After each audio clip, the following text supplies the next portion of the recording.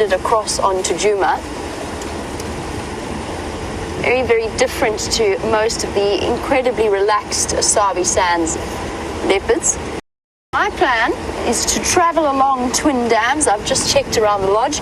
This morning, both Brent and myself were just that little fraction of a second too far behind in terms of following up on alarm calls.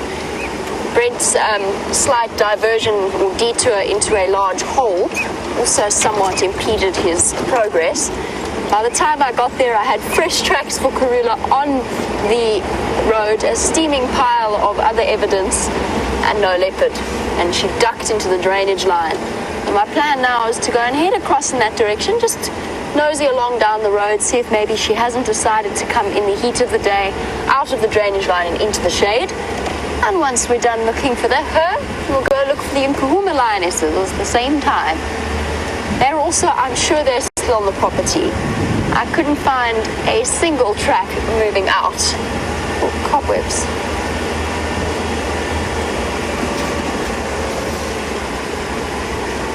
Monique in Wales, apparently just before you went live. I'm just trying to catch this spider web so it doesn't go all over the camera. You were desperately asking if I could please tell you the name of the eagle that you were just watching on the Djuma Dam camera. Oh. Hello. Is this him, Monique? Just checking. I think Jerry's exact quote was, I think it might be a Wahlbergs they're watching, but I'm not sure. And no, she didn't, sorry. She said, don't quote me on that. Oops, sorry, Jerry. My mistake. Now, looking at this eagle, it's not a Wahlbergs. Or if it is, a very scruffy one. It's interesting.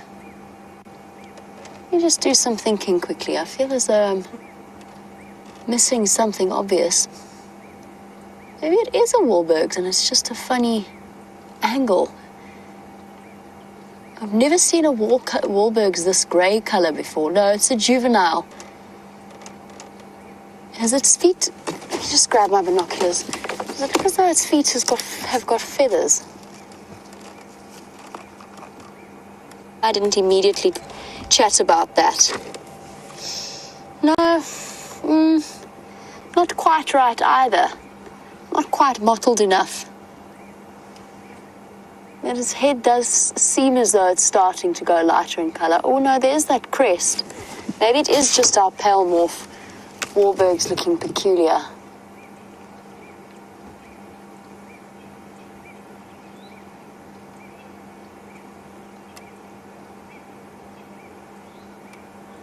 No, it is a Wahlbergs, I'm sorry. Looking at it closely now, it is a Wahlbergs. A pale morph Wahlbergs, it just looks very peculiar from, I don't think we've looked at them properly from this angle. For a juvenile fish eagle, not quite the right amount of white on it. All right, so there you go, Monique. It is the juvenile, it is the pale morph Wahlbergs eagle. And I got completely distracted, but that's what you were looking at. There you go. Answer for you, Monique. Had me a little bit fooled just because it's looking so hot and scruffy. It is panting as well. I wonder, apparently the reason I came across in this region was because there were alarm calls around the lodge earlier. And I just wanted to follow up. I wonder if a lot of them were not in response to this eagle, although he does spend a lot of time around here.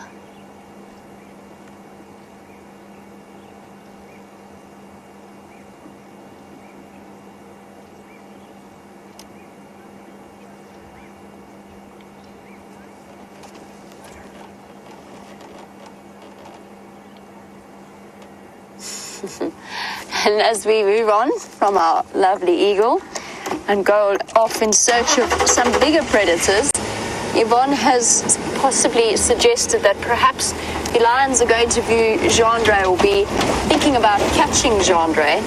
This car and its power. Thinking about catching Gendre, since he is somewhat lame. What do you think, Jean? Perhaps we should... No, we can't really do that. Oh, it's definitely a Wahlberg's from this angle. It's a much better angle to have a look at it from. You can see the crest on the top of the head and the very square tail at the back.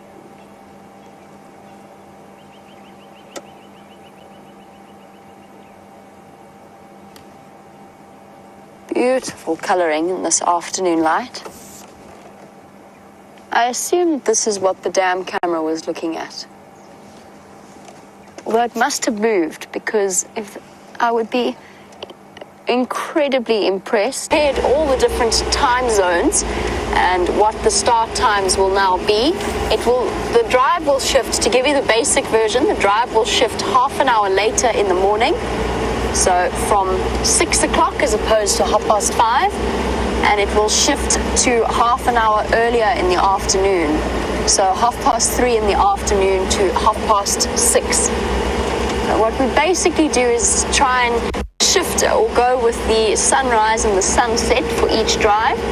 And at the moment we are spending a considerable amount of time driving in the dark in the mornings and driving in the dark after or towards the end of the sunset safari in the afternoon.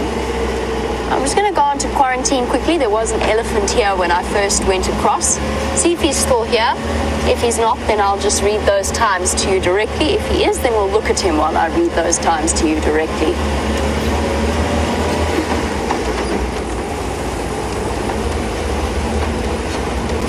I know that things do get a little bit confusing with different time zones, which is one of the reasons why I have to read what times the start times will be from now.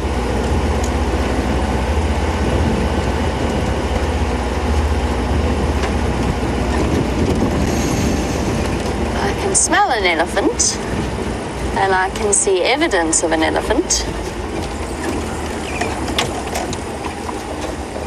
But I no longer see an elephant.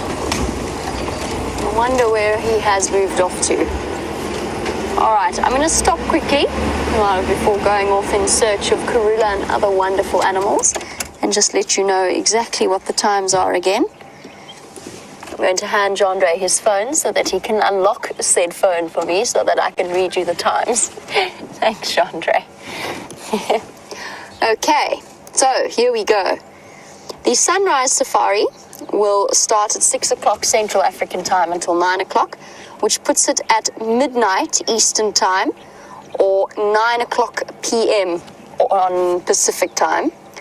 Then the sunset safari, 3:30 at Central African time, which will be 9:30 in the morning Eastern time and 6:30 in the morning Pacific time. I really hope that helps you all. We'll be repeating that message a little bit towards the end of the sunset safari. In the meantime, I think that Brent would like to say a very good afternoon to you all.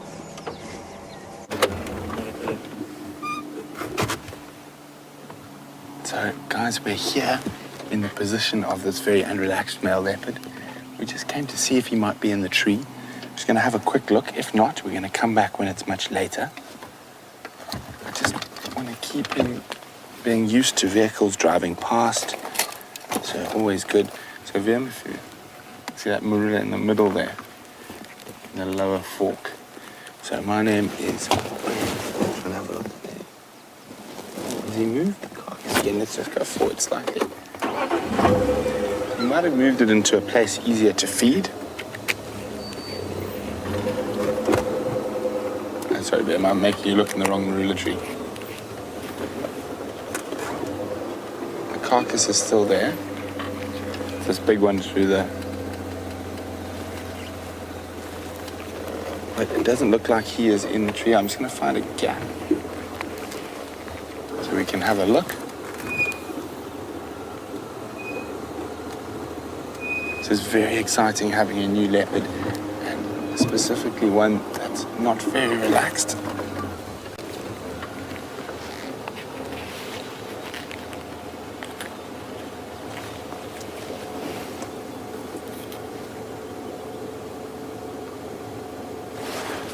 So the carcass is still there. He's not in the tree, so we're going to keep moving past just slowly, just so he gets used to the sound of cars. So it is very exciting. We'll definitely be back here a little bit later. Wait, what was that? Did I spot him?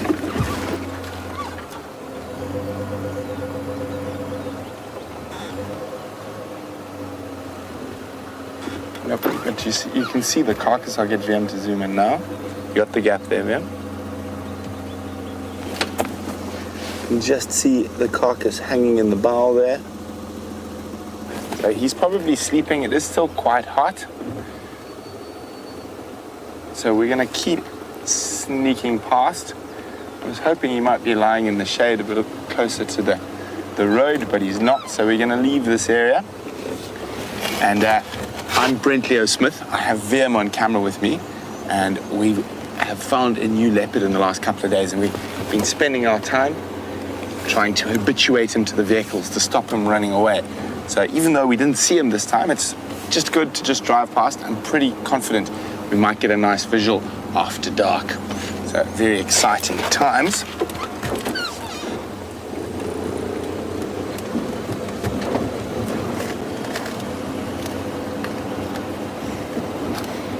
Well, Video Mark is taking bets on whether we might see the ghost leopard or the Birmingham boys today. I think Video Mark, we've got a much better chance at seeing the leopard. The Birmingham boys are right down to the south of us, near the Mala Mala boundary this morning, and I doubt they've moved during the heat of the day.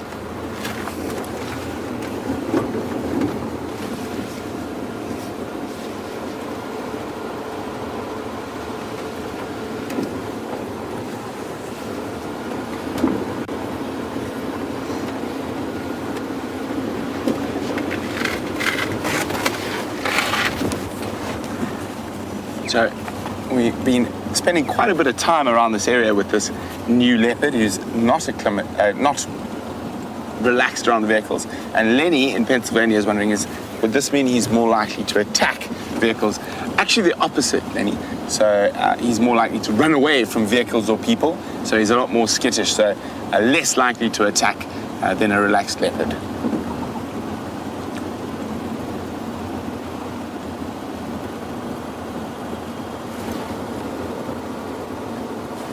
So I'm hoping we find some nice ellies. I didn't think we saw any nice elephants this morning, so definitely worth having a squiz about, checking down near the Mawati river system and some of the mud wallows, see if we can find some elephants playing in the mud.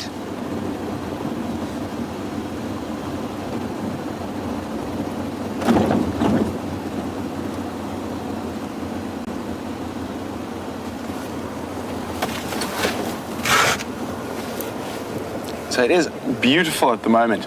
We're having these incredibly clear skies and still quite hot days, but very chilly mornings. You can see not a cloud in the sky at the moment.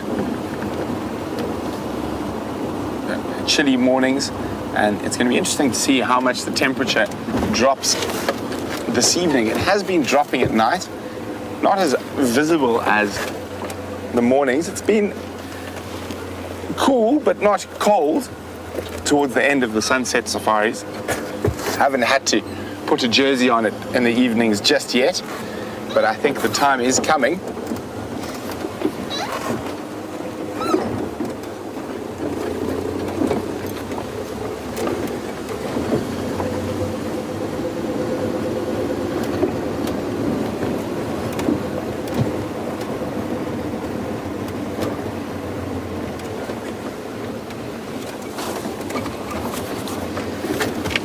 So Darlene in New Hampshire has got an interesting nickname for the ghost. I think I actually quite prefer it to the ghost, but it is the Phantom.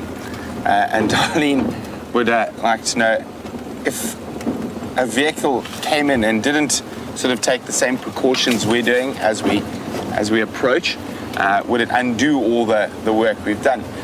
It certainly wouldn't undo all the work, but it would make things a little bit difficult. But that's why we communicate on the radio. And that's why at the moment, that's a one vehicle sighting, if it is, and on the road only, no off-roading.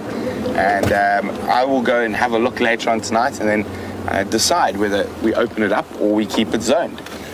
So it all just depends, and like with everything, communication is key.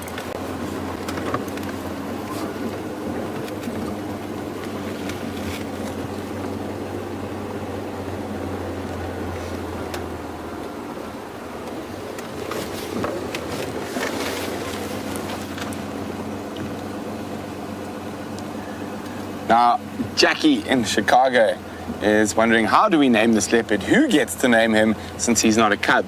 Well, Jackie, I'm not sure. We actually had a chat with Candace today, and if he hangs around, he'll probably have to hang around for a few more months before we actually decide to give him a proper name instead of a bunch of nicknames. But it'll probably be at discretion of the landowners in discussion with the person who first saw him. Now, with a leopard like this, it's difficult. I think we've all seen him, but no one's really had good views. So we'll probably just leave it up to Tax and Orbs to name him if he does stay around.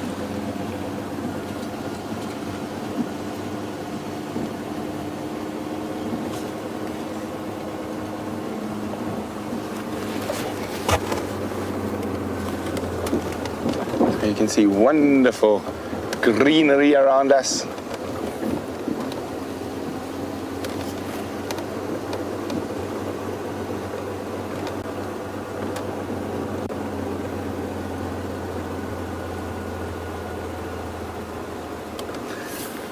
So, hi, Gork, who's a new viewer, a brand new viewer, hi Gork, is wondering, do I answer questions from Twitter or email or from chat as well? Well, I'm not sure, to be 100% Gork. The questions come through to me from the wonderful ladies in Final Control. So, as far as I know, I think we might do chat. I'll wait for them to confirm with me. But definitely Twitter and email.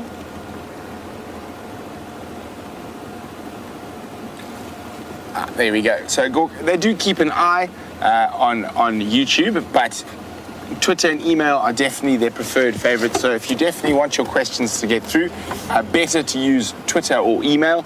And if you're not sure, the email address is questions@wilder.tv, or use the hashtag Safari Live on Twitter.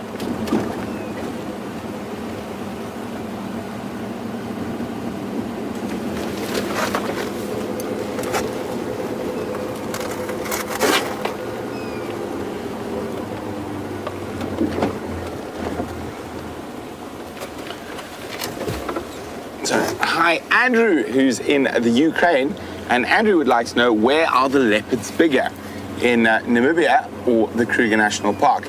I would have to say, on average, Andrew, it is probably going to be the Kruger National Park. And the Lowveld has particularly large leopards. Now, Namibia, the majority of Namibia is arid and desert, so there's not as much food available to them. So generally, your bigger leopards will be where the best food supplies are. Now, saying that, there will probably be some very large individuals on the Caprivi, on the big river systems there, but I'd say on average the leopards will be bigger in the Lowveld of South Africa.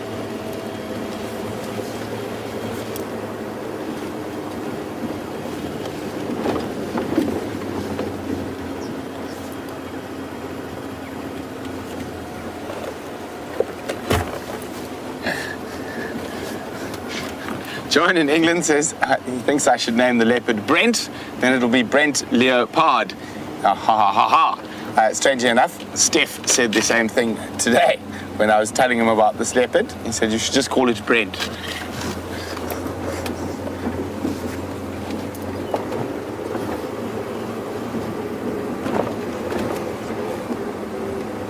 Now I'm hoping we can find one or two migrant bird species for you that haven't skedaddled just yet. I've been keeping an eye out for the last woodlands of the season.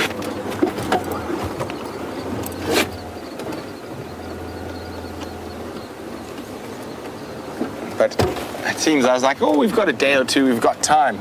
But since then, I actually haven't seen one.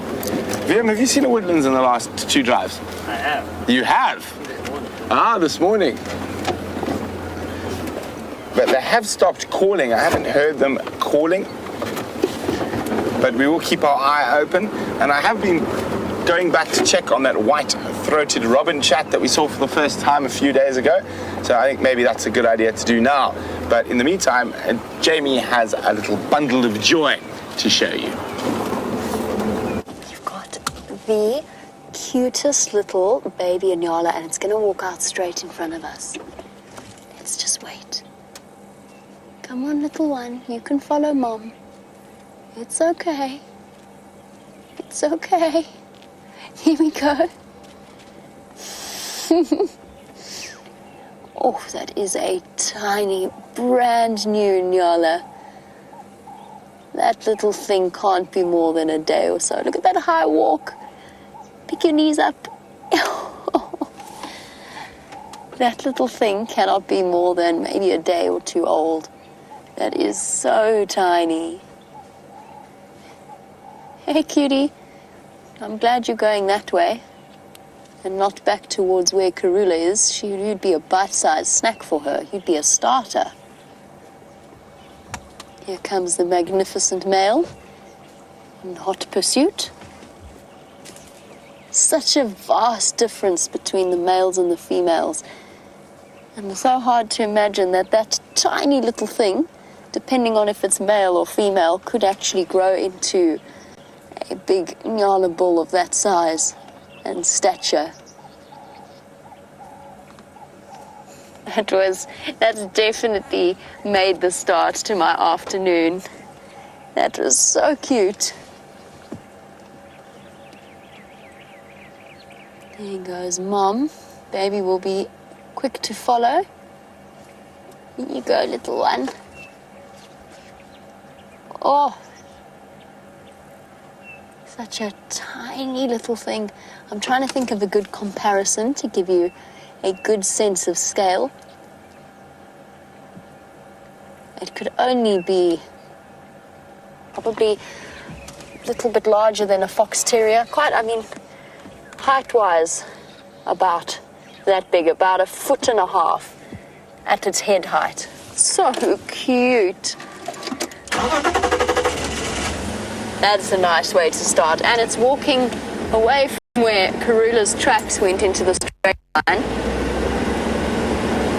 And already such a coordinated antelope. You know, for a couple of days old and walking with that high step that the little ones all demonstrate. All of the antelope species that live in this dense riverine vegetation demonstrate a very high step so that they don't trip over the various obstacles that are in their way.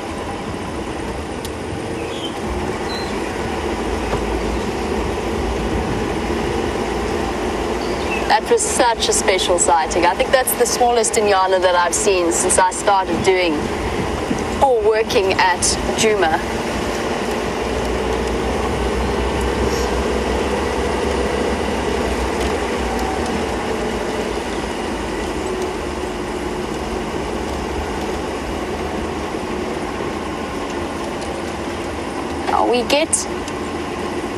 We can see a very, very clear distinction between the male and the female Nyala. The male, of course, much larger, much darker. It's in fact the largest sexual dimorphism of any antelope species. And we have a question about whether or not, however, you could tell the difference between a male and female youngster. I'm just pulling over to the side here. This was what we encountered this morning on the road while we were attempting to track Karula. Sorry, I will get back to densely vegetated block that we have here. I mean, it is so thick in there. I followed the tracks on foot towards the drainage line, but in that vegetation, I could have stepped 10 meters away from her, and if she didn't move, I probably would not have seen her. You know how tricky it can be to see leopards at the best of times. Imagine trying to look for one in there. But she is in there. She is in there somewhere, and the next plan is to go through the drainage line and then up onto the road on the other side of the bank and see if we can't figure out where she went from there. Now, that little baby Nyala would have been perfect, easy prey for a leopard like Karula. He seems to prefer the smaller antelope, the duiker and the steenbok, although she has been making light work of the baby antelope at the moment. She's had a baby kudu, baby waterbuck, going for the slightly less experienced ones. But back to that Nyala quickly. Miss Lebobo, no. There is no way to tell the difference between a male and a female Nyala when it is that young. They both sexes have that light tan color of a young Nyala lamb, so the same color as the females. And that's because it actually acts as a better camouflage approach than that of the males. And it's only when they reach a couple of months old that they start to become slightly shaggier around the neck. There's a bit more fur, and you'll maybe start to see the tips of the horns poking through. I mean, already our baby impala from December and January have got their little horns poking through. So give it a couple of months and you would be able to tell with that Inyala. But when they're born, there's no clear difference between the males and the females.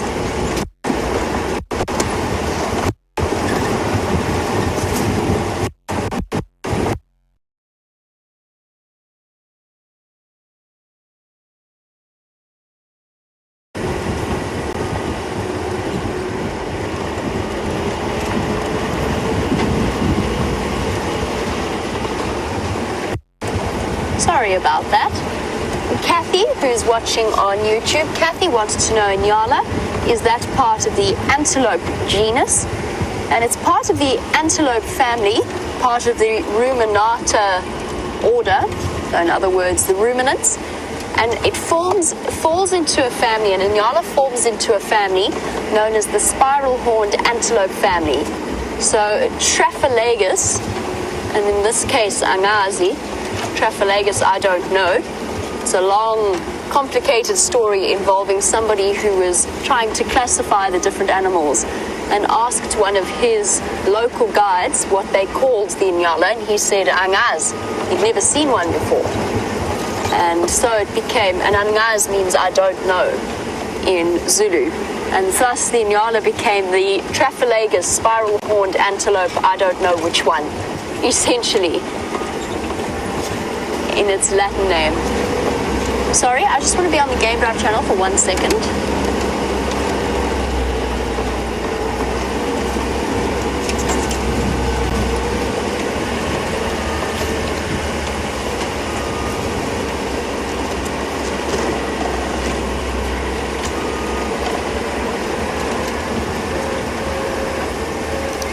Afternoon, maybe if you could check Vulture's Nest Road, see if maybe she didn't come up on that side of the Mawati drainage. Last tracks go into the drainage line itself from Twin Dams, about 200 meters north of the Chele Pan area.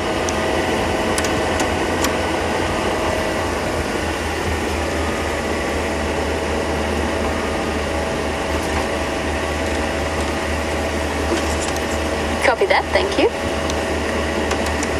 Just giving a little bit of an update on maybe the best ways to go about searching for Karula. So the spiral-horned antelope family in this particular area includes the bushbuck, which is a slightly smaller, in my opinion, even prettier version of the Inyala, without quite so many stripes and not quite that vivid tan color. There's also their larger kudu cousins, the kudu antelope. And then it also includes the largest antelope species in the world, which is the eland. Now, we don't tend to see them here. We could, in theory. Well spotted, Jandre.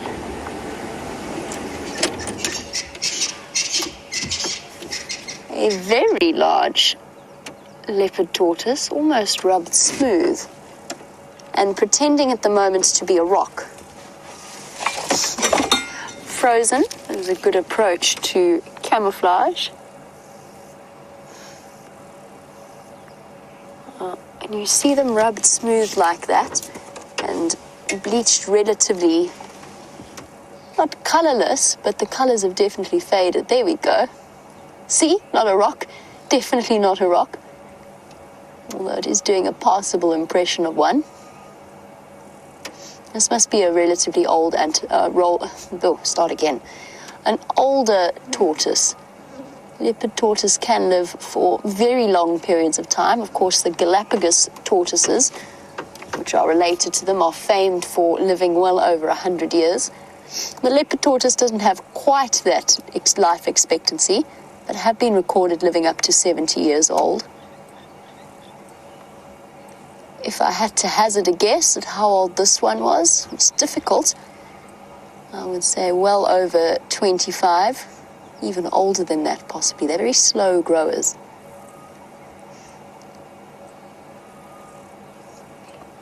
An awesome spot by Gendre. And a very strange movement to him, this one though. Can't decide if it's just because of the way he's walking through the grass or if he actually has some kind of injury.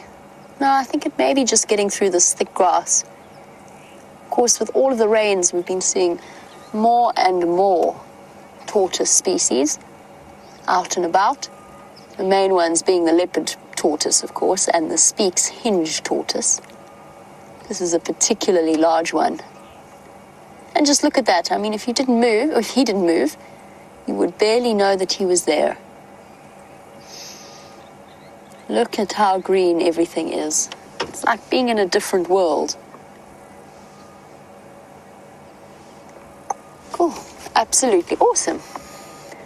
Well done, Gendre. Thank you.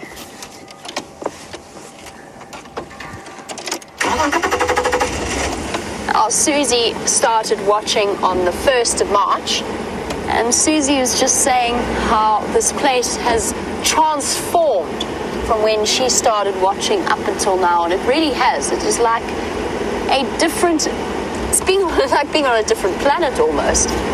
Quarantine was starting to look a little bit like a desert almost. There was hardly any grass there. We weren't seeing groundwater in one of the pans or one of the areas. And now as we come through the Spaghetti Junction area, it's peppered with a whole lot of different watering holes or potential watering holes for the different animals. And it does mean that our general game is a little bit more spread out, but it is such a wonderful sight for those of us that have been watching the animals struggle to find food.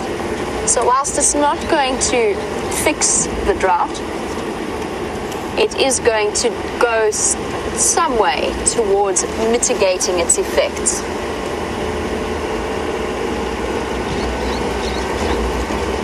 And there's even water still in these pans here.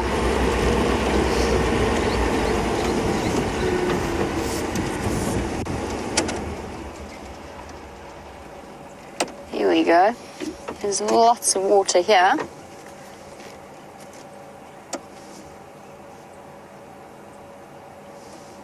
Now, we were just finishing off our conversation about the nyala and the way that they fit into the antelope family tree. Antelope species are divided actually technically not so much into families, although that's the colloquial term that we use, but more into tribes. Now out here, Sandy, you were wondering about how many different antelope species you can see. It's something I count regularly, but keep forgetting the conclusion that I come to. So let's just do it once again, quickly. Let's do the spiral horned. Eland, I'm not going to count the eland. We could see them here. They do occur in this greater Kruger National Park area, so there's no fences between us and the eland population. But the chances of them moving down south into this area is relatively slim. So let's go with kudu, nyala, bushbuck, wildebeest, waterbuck, sable. The first sable was seen for the first time in 17 years. A sable was seen on the Djuma Dam camera. Roan will count, although it's unlikely, and Sesame will count, although it's unlikely. An impala, a steenbok, a duiker, a sharpsgrijsbok, a reedbok. And I think I've come to the conclusion that there's 13. I think I've missed out one or two. Just racking my brains as to what those could be. No, that might be about right. A rough estimate of about 13 of the antelope species that you could see. You're less likely, to be completely honest, you're less likely to see Sesame, roan antelope, or the sable, but never say never. Stranger things have happened, and the drought is going to be bringing in some different animals to the ones that we have seen in the past.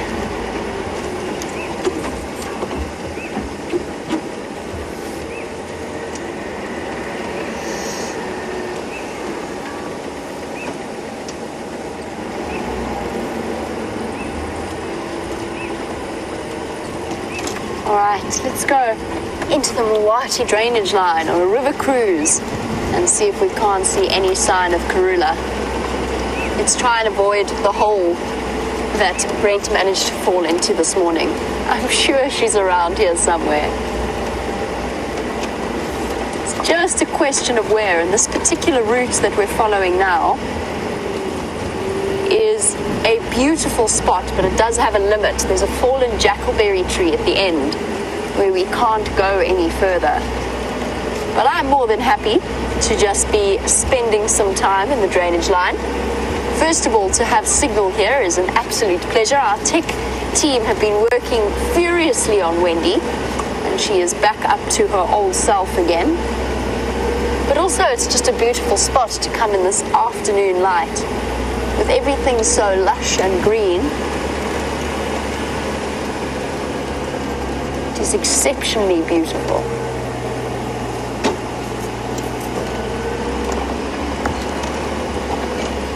I'm going to check really, really carefully, and once I get to the end of the drainage line, then I'm going to have to turn around and return back again, quite possibly driving all the way back in reverse. So while I concentrate on checking for Karula, let's find out how Brent's afternoon is going.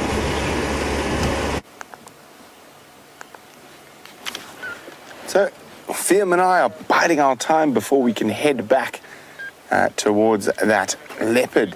So we decided to come have a look around Twin Dams, and we found ourselves a group of old buffalo bulls, including a particularly strange-looking individual that we've seen a couple of times. I've actually seen him evade the Inkahumas. He's quite a small-bodied buffalo, but he's got a very distinctive boss. And he always looks a little bit more bemused and slow than the other buffalo, except he mustn't be because he keeps getting away from the lions and the others. Surprise! And I must say, she really was a surprise. I did not see her at all until she got up and moved out of the sand of the drainage line, and there she is, the Queen of Djuma herself. We are so fortunate. This is exactly where we were looking for her this morning. Hello, Karula. It's been a lot. Oh, she's got a kill. She's got a kill. She's got it. What has she got? It's a baby Inyala. After that conversation that we've just had, and she's eaten most of it. She was just having a little bit of a break in the sand, and that's why she got up and moved in that direction. This is incredible. Right where we were looking this morning. No wonder we couldn't find her. She was on the hunt, and she's already managed to consume about half of it. All right, now that she's settled, let's go for a little bit of a change of view.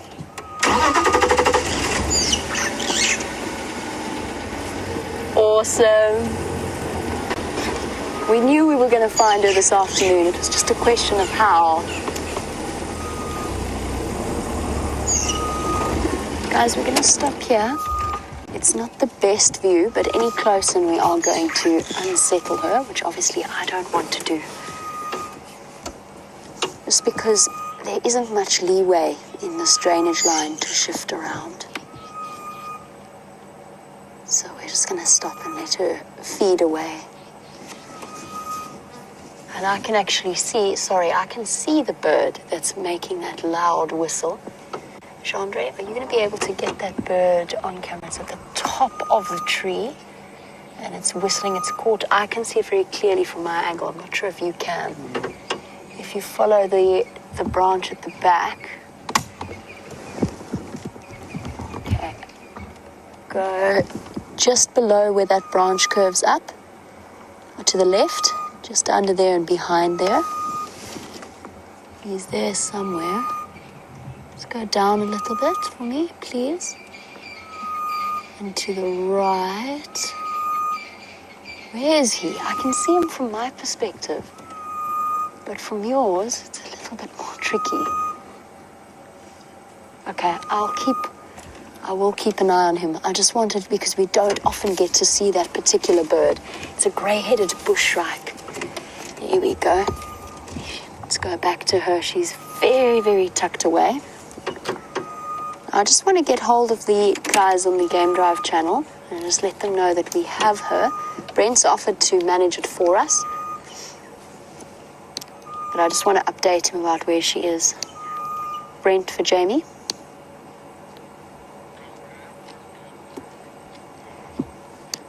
Copy that, thank you. She's right in the middle of the drainage line here, exactly where I saw you turn around this morning. Visual is, at the moment, 1 out of 5, and I think only space for 2 vehicles in here.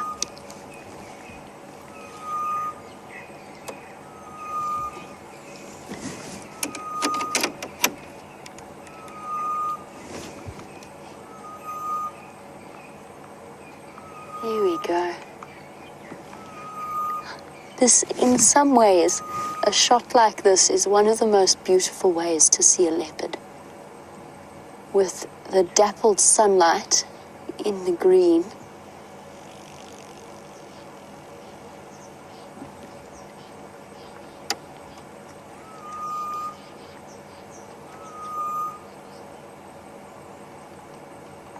This is so wonderful to see the Queen of Djuma with a very round belly, with food for herself, and therefore food for her cubs as well, when she returns to suckle them.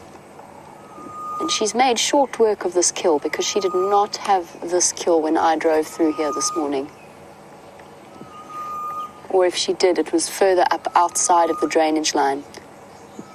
I definitely didn't see her. It's exactly where I saw Nyala, but I didn't see her. So she's made that kill sometime after the sunrise safari, and then managed to devour at least half of it.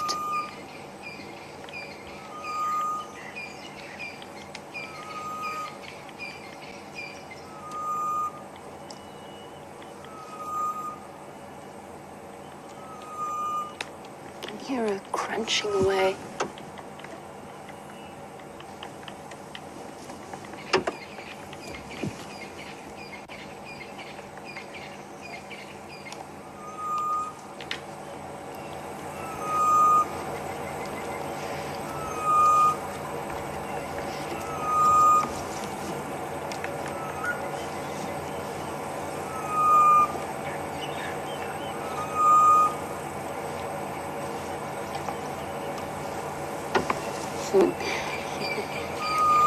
It's such a...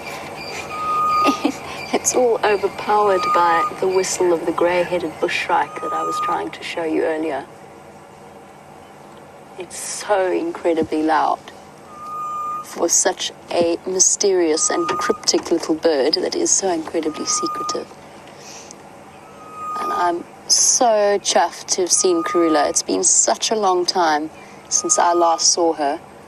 My last sighting was a very brief one when she was on Gowrie Main with her cubs. Oh, awesome. Perfect. Thank you, girl. Even better.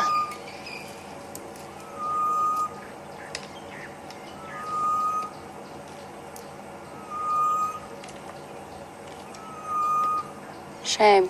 So one little Inyala, not quite as lucky as the one we saw before. There she goes.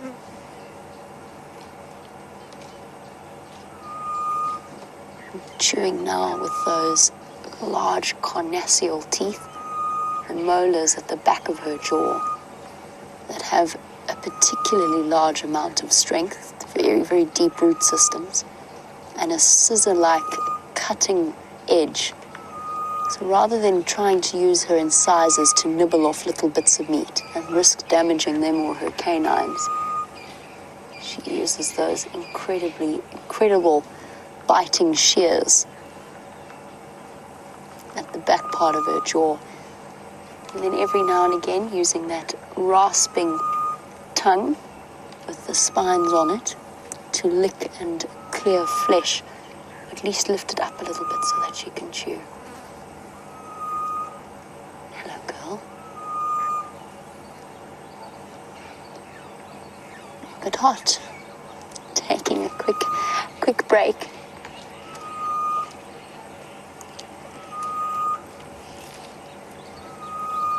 Oh, Brent was just chatting to you about the presence of this male leopard, and I know he has touched on the possibility of him being a threat to her cubs, which is the way that nature works. Hopefully Karula will be lucky enough and canny enough to keep her cubs from him.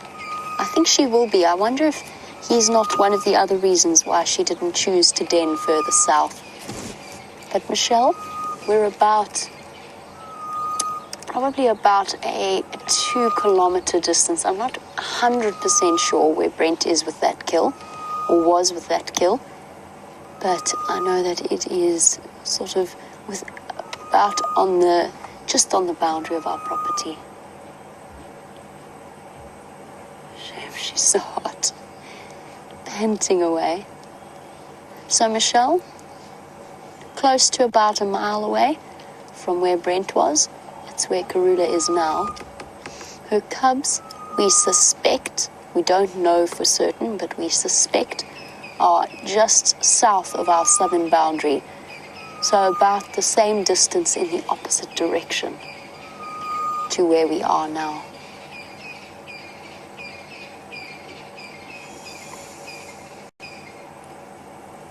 Now, I don't have any news for you in terms of where she is denning at the moment, or whether or not she has brought her cubs back onto Djuma.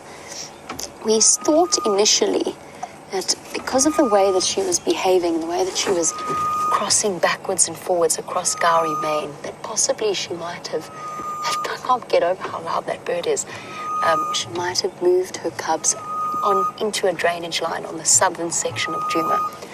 That being said, I think we've since discounted that. There's no tracks of her going backwards and forwards in there. Even, we haven't gone deliberately to investigate, but even on the roads around that area, we haven't seen any tracks. The only tracks move backwards and forwards from Gowrie Main. So she's probably still denning on Little Gowrie. Beyond that, there was a very brief sighting of them about a week ago, I think, or maybe a couple of days ago, in one of the Elephant Plains guides. We haven't seen them. We haven't specifically gone looking for them. And at some point, if she is obliging and if she does get up and move, we'll be able to see if there's fresh suckle marks. And I think her movements from now will be vital in determining exactly where exactly she's got those cubs hidden. Ooh, that was a yucky mouthful. Okay, girl.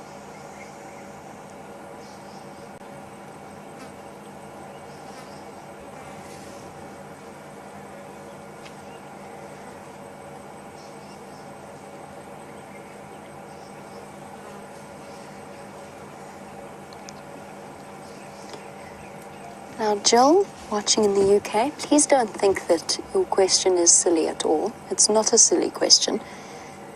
There's very few questions that I would consider particularly silly, actually, come down to it. But Jill wants to know what it means exactly when I said that Brent would manage the sighting for me. So what that means, Jill, is it's not just us operating here, as I'm sure you know. There are other lodges and there are other vehicles driving guests around that would love to come and share in this experience. So when a guide finds a sighting like this, as we just did, it is our job, I wouldn't really call it job, it's our pleasure to be able to call the other guides in and to allow them to, she's trying to get rid of the fur, look at that on her tongue. Oh, gave up on that.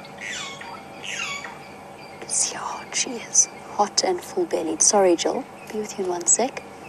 Just waiting to see what she would decide to do. So yes, when we find a sighting like this, it is our pleasure to call in another vehicle, but there is a limit to how many vehicles can be in a sighting. The standard is 3, so 3 vehicles watching an animal, no more than that. A lot of the time that gets reduced to 2 or sometimes even 1. In a situation like where we are now, I've asked Brent to manage it, so to control who comes in when, so that we don't get a whole load of cars coming in at once. At the same time, I've had to reduce it to a 2-vehicle sighting because there's no space for more than that. There's barely enough space here for 2 of us, let alone 3. You can sort of see how restricted we are in terms of where we are. Next to the drainage line.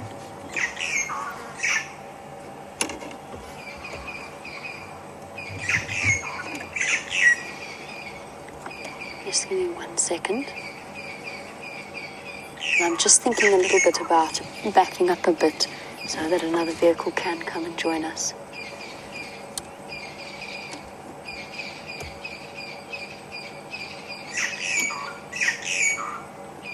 Here we go, thanks Brent. So yes, basically it's people asking for directions, people asking when they can come and join you, people asking, etc., for any kind of updates on the sighting. And for us to present and to watch the animal and to control the sighting can occasionally get tricky, especially whilst we're listening through one earpiece to both the Game Drive channel and your questions. Ooh, is she going to take it up a tree? Is she going to take it into this tambuti? Come on, girl. It's a good idea.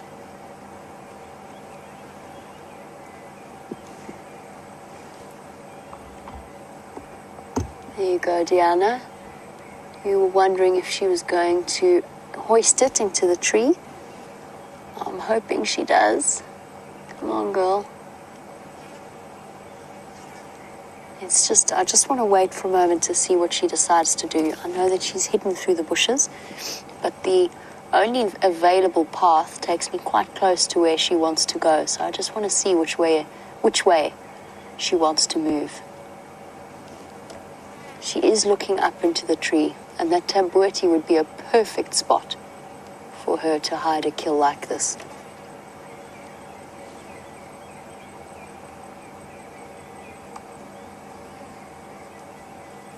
She's picked it up again. Oh, no, she's going... Here she goes. She's going to take it up into the tree. There she goes. Awesome. Yay, that's exactly what we want to see, so that she doesn't run the risk of losing it to any raging lions or hyenas. Well done, Karula. She's just trying to find a good spot to put it. It keeps wanting to fall down. You don't think about how much skill and coordination and strength something like that takes for a leopard.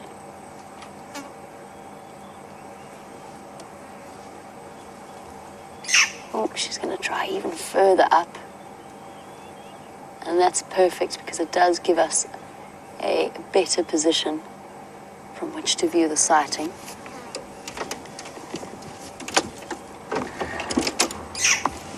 Awesome.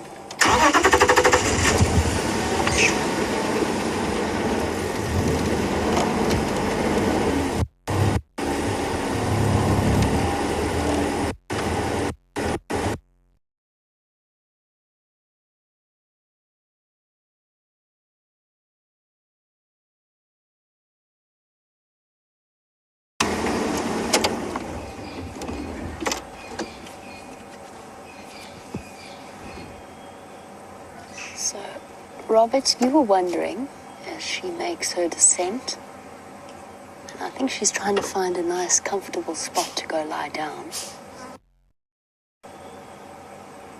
You were wondering, is there a point at which that kill will go past its prime and make her ill from eating it?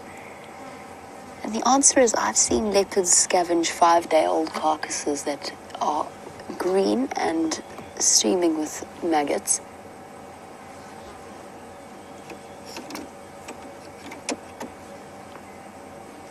There's a little bit of confusion, guys, on the Game Drive channel. I just want to see see if we can if they need to get hold of me. She's gonna come back down. Chris.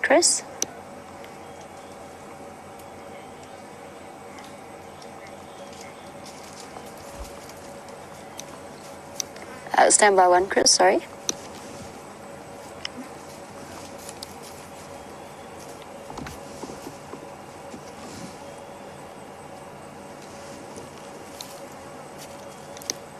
Negative, Chris. I think my best way to give you directions is to come from Spaghetti Junction into Mulwati and then move north from there. There's a large Tambweti thicket that she's just hoisted her kill into.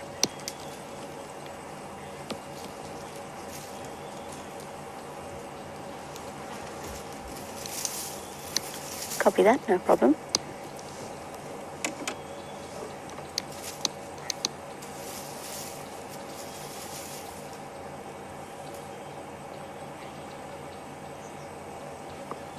There she goes, just covering up remains of the carcass in order to hide the scent, and I think she's actually going to go for a walk.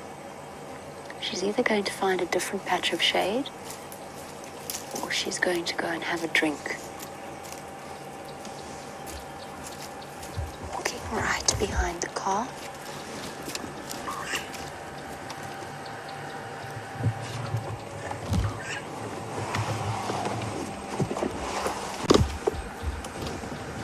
There she goes. Is she gonna lie down in that patch? That's where I first found her.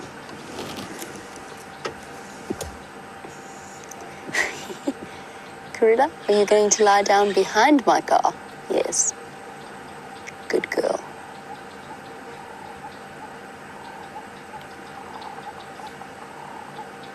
There we go. Back into her patch. Cool. Okay. This is relatively tricky at this point, since, well, Jandre, you've got an okay view for now. I would like to turn around, but this is very close to where Brent got stuck. It's not all that easy to do. So we'll watch her for now. You do have a lovely view of her cleaning herself off.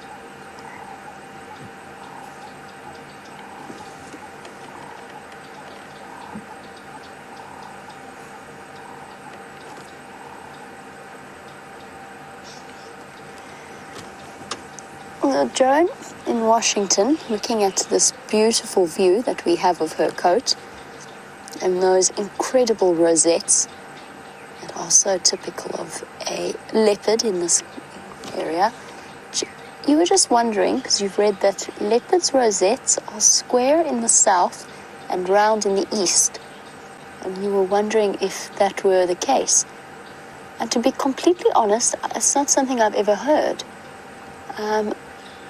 I hadn't read about that. Yes, there will definitely be color differences and physical differences in the appearance of leopards in different areas. Some are genetically larger, some genetically smaller. It makes sense that the spot patterns would be slightly different. I hadn't realized that there was a square versus round comparison. Although looking at her rosettes from the angle that we are, I can sort of see maybe you could describe them as a square. But honestly, that is not an article or information that I had encountered just yet. Look at her having such a good clean after her kill. Meticulous animals, leopards.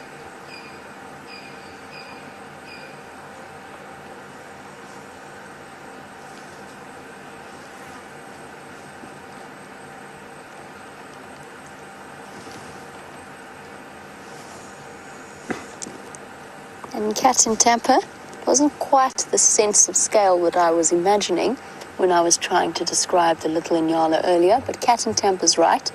Watching Karula hoist that baby does give you a really good sense of scale. So cat, yep. I mean, she's also eaten half of it, or more than half of it by the looks of things.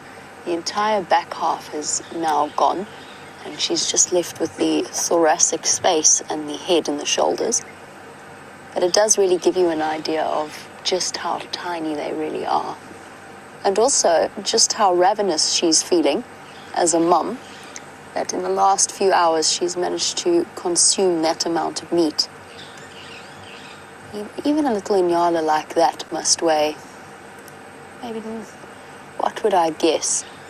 If Karula weighs roughly the same as me, maybe a little bit larger, let's put her at being quite short but quite stocky, 50 odd kilograms, so 100 pounds, or just over 100 pounds. An Inyala like that probably weighs just under 20, maybe 15. So 35 to 40 pounds.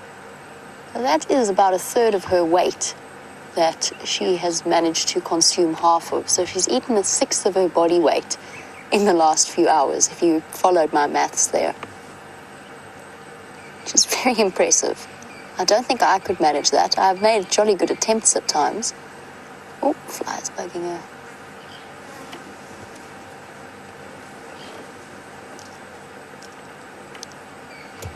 Oh.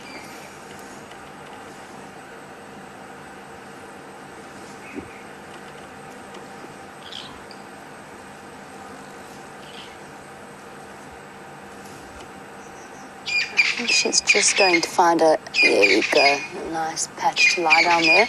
Bear with me 1 second, I just want to listen to how close the other vehicle is.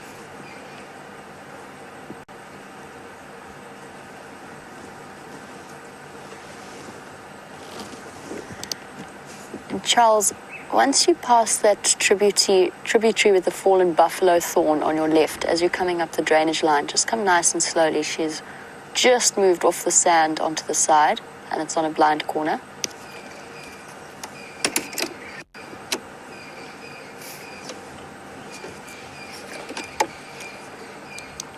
Once you've passed that tributary on your left, I've got your audio. Once you've passed that tributary on your left with the large buffalo thorn, just come quite slowly. She's very close to the drainage line itself, and it's quite a blind corner. She's hidden behind a bush, although you should see me first.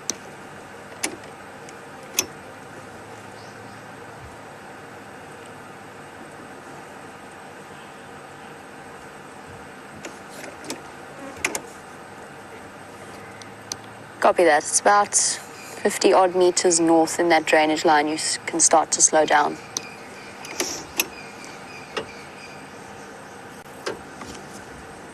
All right, let's just see if we can maybe turn around. Might make life a little bit easier, particularly if she does decide to get up and move off, although I don't think she's going to. I think she's going to rest quite happily in the shade.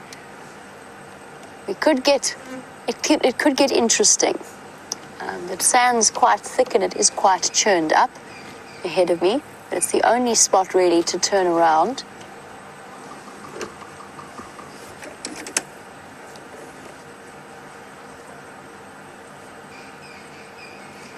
Okay, let's go across to Brent so that I can turn around. I'll be back with you shortly. So VM and I are playing a game that I've played many times in my life in these situations with male and female leopards that are not used to cars. We're playing the patience game. So we're parked probably about 70 meters from where the carcass is in the tree, and we're just waiting patiently, having a chat, just being in the area, talking, just getting him used to the sound of human voices. And hopefully when it gets a bit darker, I'm going to have a much better view of him. He's probably going to be much more relaxed in the dark. A lot of leopards they'll run during the day, but will sit a little bit longer at night. So very exciting. And as exciting as it is to be with a new leopard, it does take an awful lot of patience and quite a lot of sitting still for long periods of time to habituate them. But it is such a rewarding experience if we win through with that. But isn't that amazing? Jamie's got Karula with a kill, and almost exactly where I got stuck here this morning. Very interesting.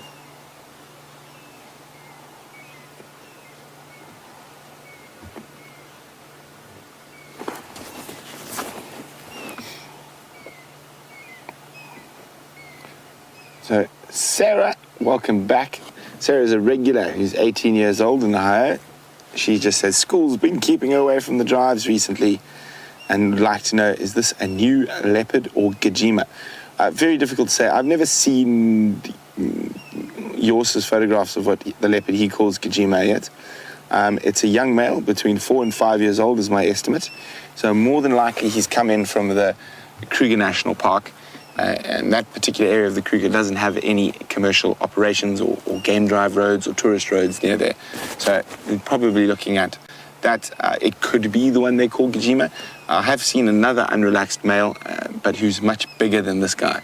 So difficult to say, but who knows? But it is really exciting, and it is, hopefully we'll get a good view of him later.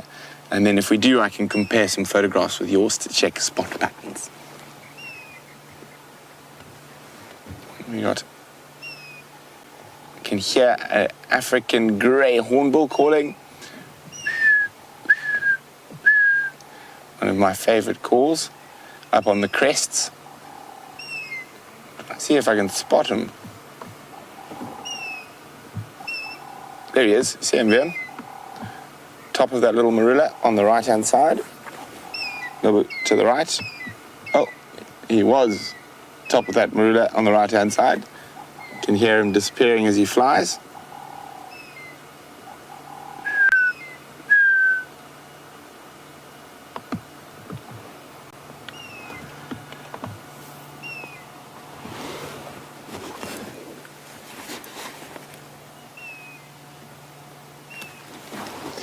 This is a very good question from Deanna. Would this new leopard ever be nervous enough to abandon his kill? And it is possible, and I have seen it happen before. Just from his behavior so far, I don't think so. The fact that I walked into him twice yesterday right next to his kill, and he still didn't abandon it, is a good sign that he's not going to abandon this kill. He will come back. And it is there's still quite a lot of meat left on it. And it's quite a big kill for a leopard, a sub-adult kudu. Probably smaller than a sub-adult, but a young kudu. So a lot of meat and not worth wasting. So he actually stored the kill just behind where we're sitting now yesterday. And then as it got dark last night, he moved it off into that tree. And I have been checking with my binoculars just under the tree and in the shadows there, seeing if we catch a glint of a ear flick or a tail swish. It doesn't look like he's been up to feed during the day today. It has been quite hot, so that's probably why. So I think he will definitely be quite hungry by the time night time comes. He could also have meandered off for a drink, but we will be here, and if anything happens, we will jump back across. But isn't this incredible? We've got potentially 2 different leopards on the sunset safari. So let's go have a look at the Queen of Djuma, Queen Karula. Here we go. We managed to turn around without any incidents whatsoever. And in fact, we found ourselves sort of positioned very much on the drainage line wall. I could see where Brent got stuck, where he'd managed to jack himself up and put some branches under the car. It's not stuck. He's right. It's not stuck until you've had to call someone to rescue you. Then you've been properly stuck. He managed to get out himself. But I'm glad that we didn't follow the same fate. Look at this crested francolin. It's a very brave bird. Perhaps it knows that with that full belly, Karula's not going to be up to much. Very common to see them do this. I mean, the francolin has seen her, but she's not displaying any kind of predatory behavior, so she's not a threat to them. It's the same with Tingana and the guinea fowl. Marilyn, now that we've repositioned, Marilyn was wondering if our grey-headed bush shrike is still there. I'm really sorry, Marilyn. It flew away as we turned around. Oops. She just looked at them and they got her fright.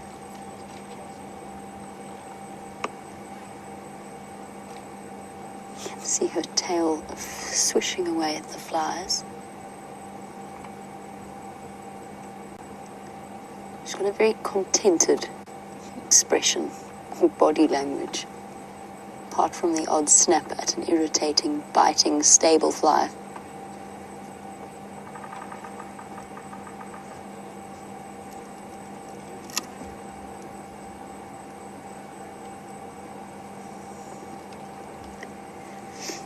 Now, Robert is a new viewer watching in Edinburgh, Scotland, close to where my brother's just come home from school.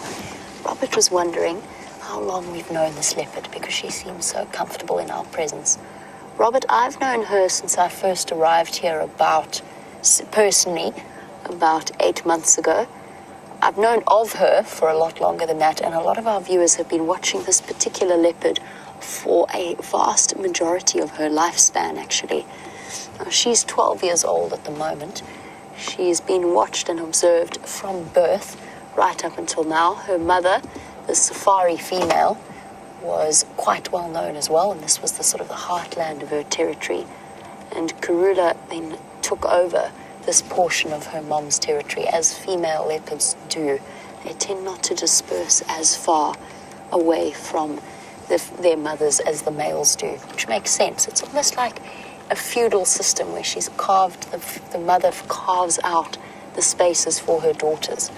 And Karula's done exactly the same thing for her daughters, Shadow and Tundi, both of whom have territories on the border of hers. Shadow to the west and Tundi to the south. The reason that she is so comfortable with our presence, there's a couple of different reasons. One, we've given her plenty of space. Two, we are not shouting or talking loudly or making a tremendous amount of noise. But most importantly, it's all part of this whole process that Brent is currently going through with the leopard that is clearly not from an area like this. That nervous phantom leopard clearly hasn't become used to cars in the same way that the amount of work and effort that has gone into habituating these animals to the presence of safari vehicles. And it gives us an opportunity to observe her behavior in completely unaffected by our presence, so her natural behavior, as well as the fact that it brings tourists in that will pay the money that's necessary not just for the conservation of Karula or leopards in general, but the wildlife of the Kruger National Park area and the Sabi Sands in particular. So this level of habituation is relatively normal. It's very important to read the body language correctly and to remember that each animal is wild. So even though we know Karula incredibly well, you always approach a sighting with her or with any other animal as you would the very first time seeing them. And that is just to constantly watch their body language and observe how they're reacting to you. At the moment, everything about her body language is telling me that she's relaxed. Her tail is flopped down, twitches every now and again, but that's because of the flies. She's panting with her eyes half closed. She's got a nice full belly and a kill. She's not showing any signs of distress. And you saw how comfortably she walked right next to the car when she went to go lie down behind us. That would have been a very different thing if I tried to drive that close to her. If I tried to drive into her personal space like that, she would probably have growled and run away. But because it was her choice to come to me, she was more than comfortable with it.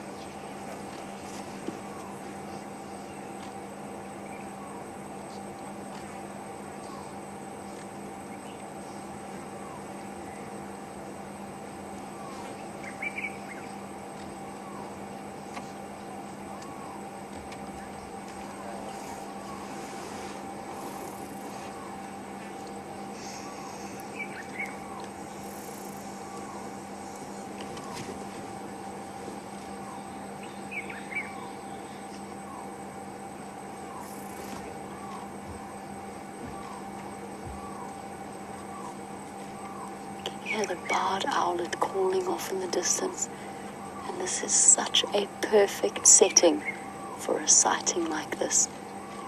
And Marjorie who is a 95-year-old viewer in Yorkshire, in the UK, has sprained her ankle, so she can't get out too much, but this is one of the reasons why she is absolutely loving the safari that she can experience here. Marjorie, welcome. I really am glad that this provides you with an opportunity to entertain yourself, and I hope that your ankle heals up so you'll be out and about soon. It reminds Marjorie of her trip to Kruger 30 years ago. That's incredible, Marjorie. That is really wonderful, and I'm so glad that we are able to bring you this opportunity. And I'm very pleased to introduce you, well, not introduce you to Karula, but to be able to share this world with you.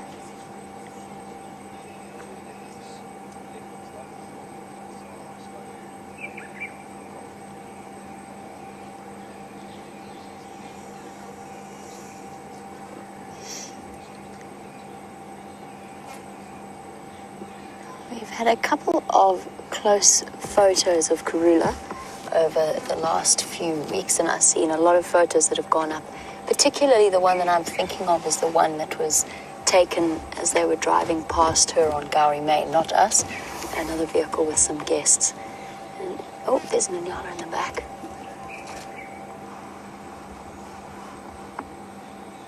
Sorry, I'll be with you in 1 sec. Shame. I hope that's not Mom. She's spotted. She spotted the leopard. Or at least she spotted something that she thinks is a leopard. We could well get a bark very soon. But because Karula's not showing any predatory signs of behavior, she's not slinking through the grasses, that Nyala might decide to walk on. There she goes. She's just going to walk past. I have no reason for saying that it's probably the mother. I really honestly don't. She just looked like she walked into the drainage line searching for something. Might just have been because she's being extra cautious.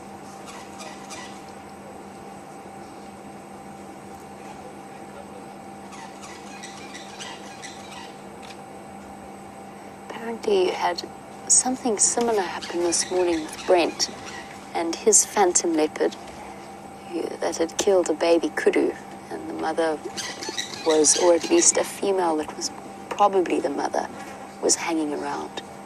Now just while we've got this view of her, it's so difficult to see, we're not quite close enough, but Evan, just to go back to your question about whether or not Karula's chipped canine will in any way damage her hunting ability. Oh, there comes another Inyala. This one she's spotted. So maybe not the mother, maybe just a hapless group that's wandered through. They've all stopped to look at her, but they haven't done anything about it. And I think that's just because she's not presenting them with any kind of threat.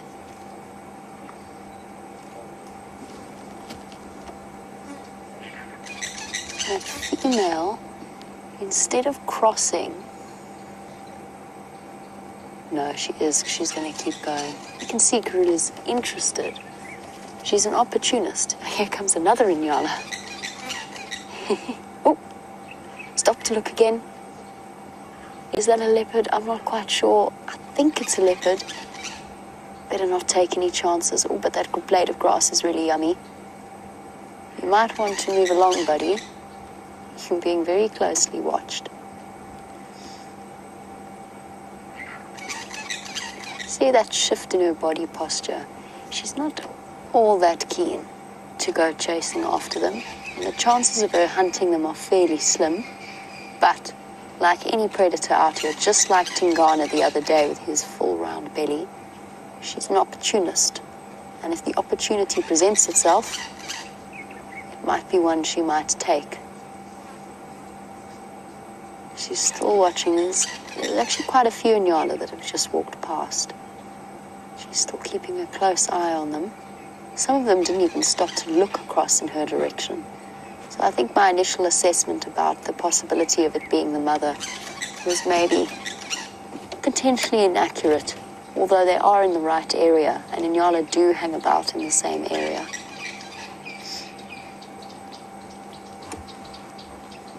Okay, let's try that question again. Sorry, I keep getting interrupted whilst trying to talk about her chipped canine that she has. She's an older leopard. They chip their teeth. It's nothing too serious from what I can see where it is.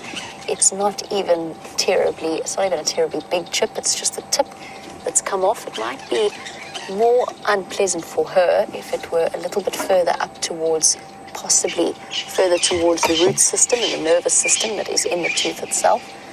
So that might have caused her additional discomfort and maybe made way for an infection or an abscess, which would definitely have caused her pain and eventually for that tooth to fall out. But I think that chip from where it is, it's not going to do anything, damage her health in any way, or in fact make her canines less effective. There was a case of a leopard that was injured in some way. I'm trying to remember the story. This leopard was injured and hanging out around a camp. And because it was such a clever leopard, they were really struggling to dart it. And so eventually they put down a cage that caught him. It was a story that I heard years ago. And this leopard, because it was so frantic and scared within this wire mesh cage, actually pulled out both sets of canine teeth. So when they arrived the next morning and sedated it, it had already done severe damage. And it was decided that that combined with its injury meant that it couldn't be released into the wild. But what they did for that leopard was in the Hoedspruit area. I can't remember the precise details, but what they did for that leopard was they ended up giving that leopard false teeth, false canine teeth that were made of titanium, if I remember correctly, just as an attempt to see if it could be done, and it was done. And that leopard did live happily, not completely wild, but in a very large enclosure, and he used to bring down his own food. A happy end to what could have been a very sad story. But we don't need to worry about Karula and her dental hygiene. Plenty of fresh, raw bones. Keep her teeth and dentition nice and healthy. So it's one of the reasons why it's the teeth or the condition of the teeth are the best way of judging a big cat's age. It's where the clearest aging process occurs.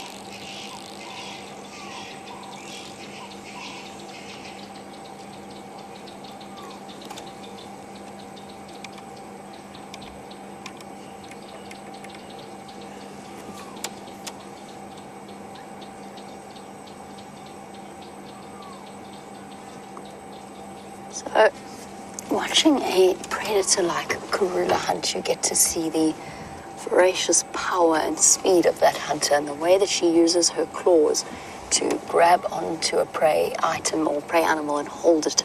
And Jen B was wondering, we see them demonstrate such incredible strength, and we saw her just now climbing that tree using her claws with the kill in her mouth.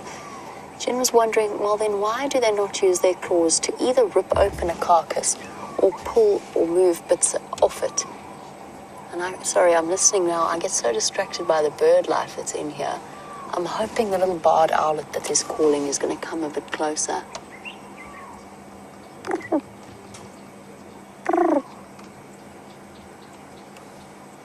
And hopefully that grey-headed bushrat comes back as well.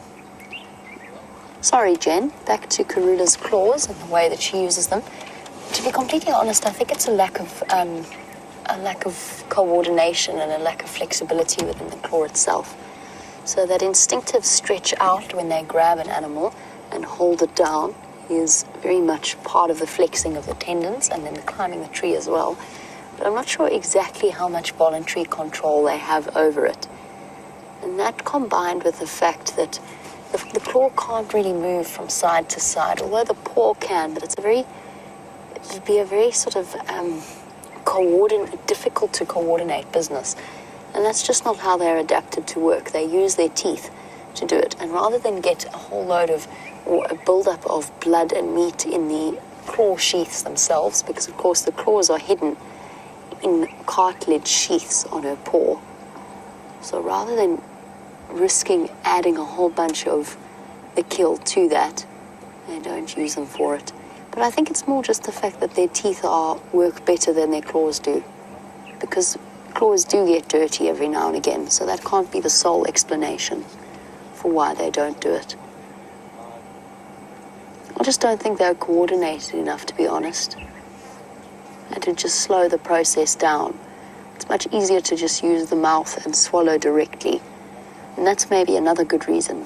You don't want to waste time with a knife and fork, so to speak, when you can eat directly from the plate, which is essentially what she does, rather than using her claws as a knife and fork to cut things up first and then to bite them. She just bites away.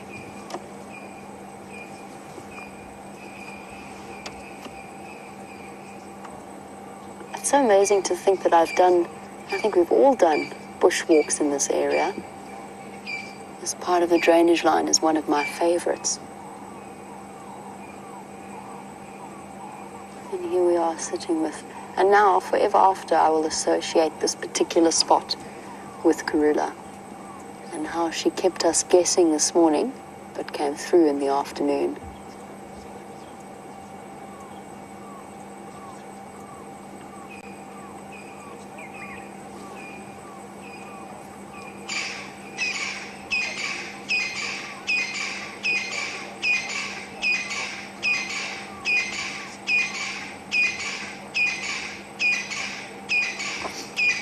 Ivan, you were wondering how long she will save that kill, because surely in these kind of temperatures, without proper refrigeration and storage, the meat's going to go off.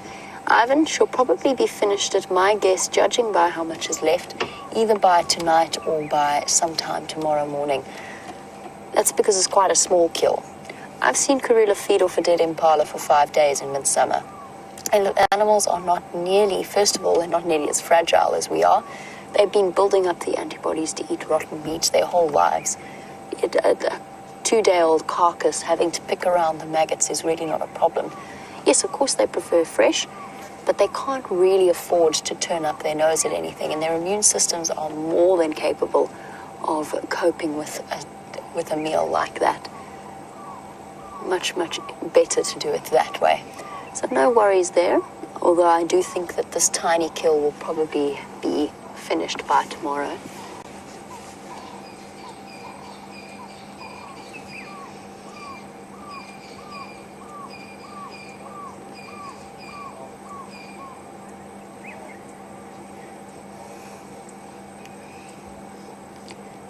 She's done a really good job of hoisting that kill into a perfect tree. The tamboti tree with its thick green leaves will help keep it safe.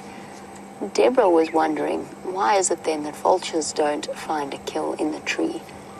And the answer, Deborah, is that's why that's why leopards are so clever in the places that they pick. They try to choose a tree with quite dense leaf cover rather than a dead tree or anything like that. And that essentially means that it is protected from vultures because they can't see underneath the canopy of the tree. But there is a but to that. Oh, catch that fly, girl. Did you get it? There is an exception to that, and that is birds of prey like bataliers and tawny eagles in particular, but all the different birds of prey are not above scavenging off somebody else's kill, and they quite happily, exhausted, hey? Tired, girl. They will quite happily fly beneath the canopy. They fly much lower than vultures do. So they've got a much better chance of spotting a leopard kill in a tree. When I first arrived here, there was in fact an impala, or the remains of an impala kill, exactly in the same spot where Karula has put that nyala right now. And it was almost immediately discovered by bataliers and by tawny eagles, and they eventually fed on it to the point that they dislodged it, and the hyenas took the rest of it. So occasionally leopards can lose their kills to birds of prey. It's not really directly from them, because a leopard will be able to scare off a batalier or an eagle of some kind. It's just in the case where they've gone for a drink and those birds descend to have a quick bite.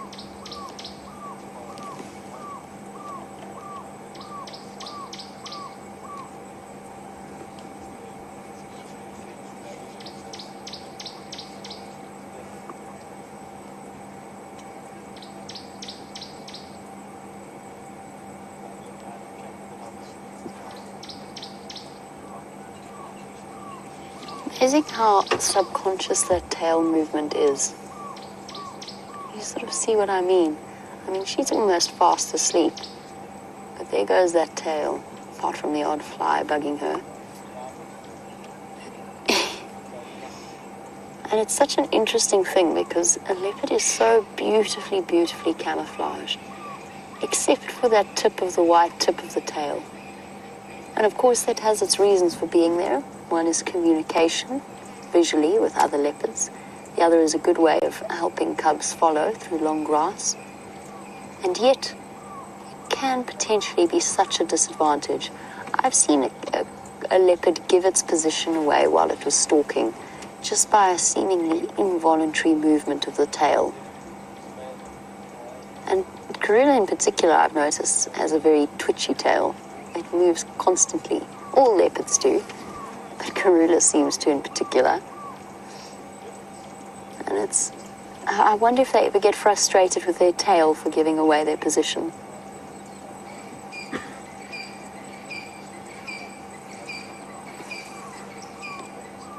Beautiful sighting in this afternoon light.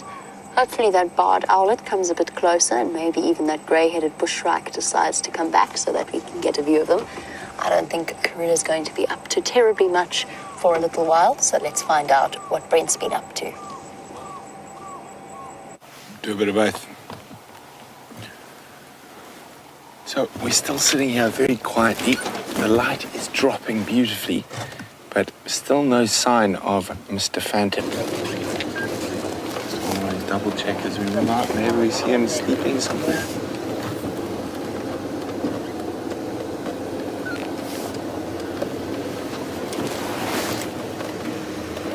Okay.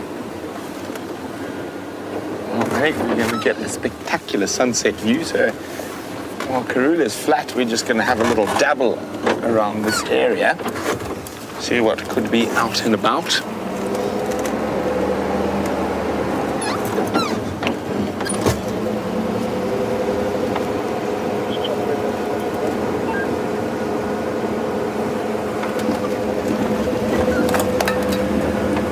Stopping the boat.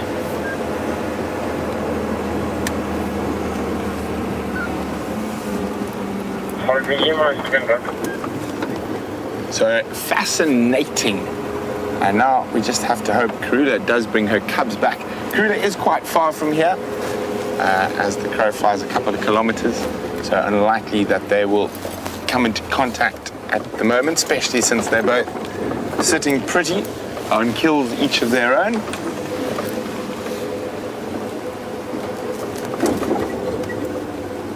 Might have actually just stuck down here for a drink. So there's a pan here, so let's go have a look.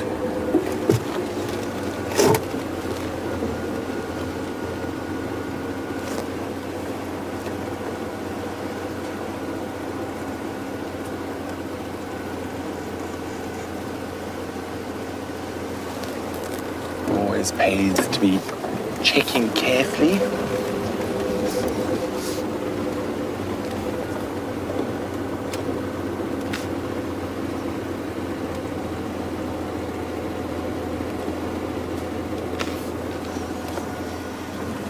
So we have an interesting question from Nathan on YouTube.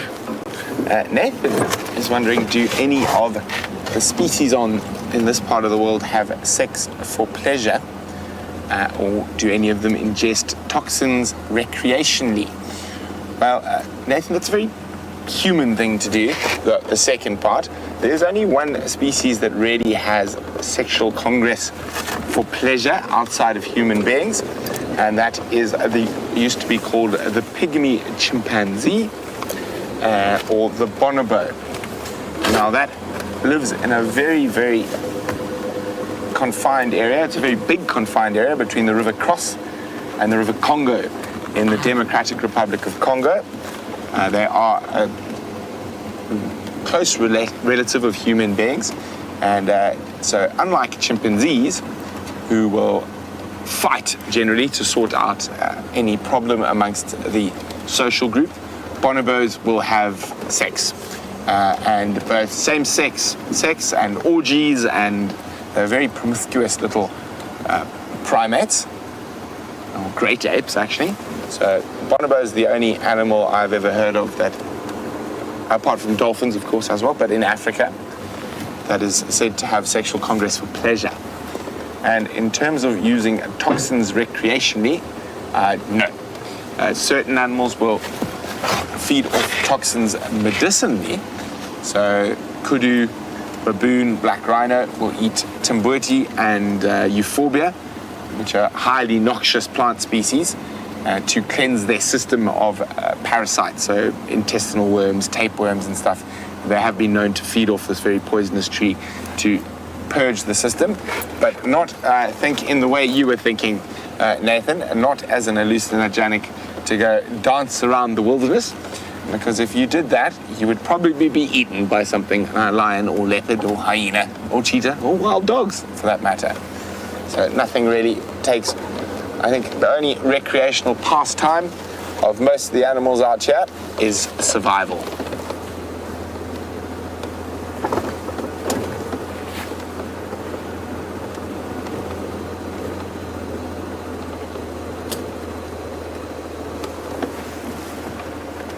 So, chatting about wild dogs, they are not here. That's about the only update I can give you. I'm not exactly sure where the packs are at the moment. And at this time of the year, they do wander far and wide. They are mating at the moment and also assessing various different den sites.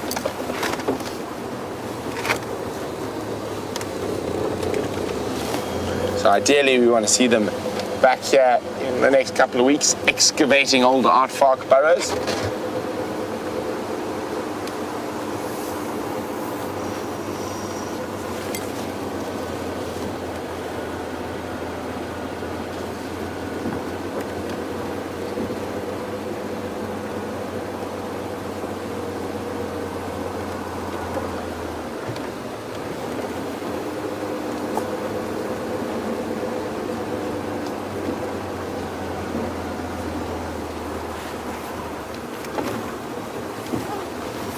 So we're about to head out into this really beautiful open area and let's have a look at the sunset.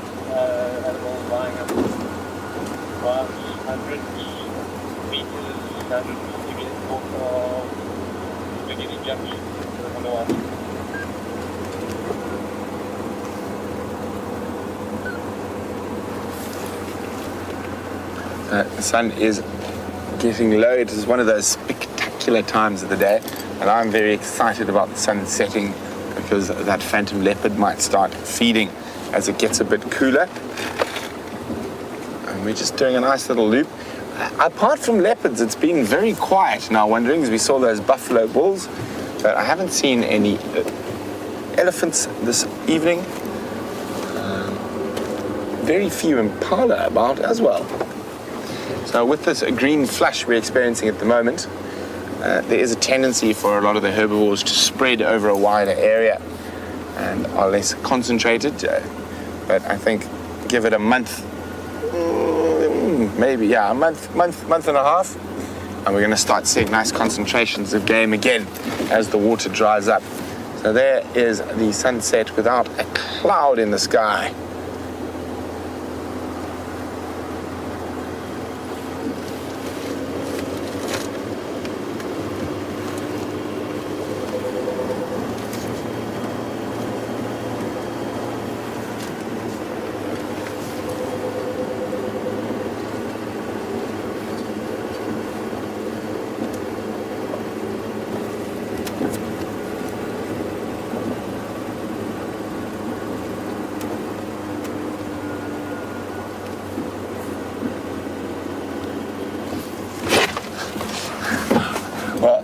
We really do appreciate it, Kevin. Kevin Geyer is watching via YouTube. He said, let me explain my absolute addiction to these live safari drives. Kevin says, I'm sitting in the parking lot before my next appointment. I went half an hour early, not to read over my notes for work, but just so I could catch a little bit of the sunset safari. Well, thanks very much, Kevin. We do really appreciate your support. And isn't it wonderful? You've got to see a leopard and hopefully 2 before the end.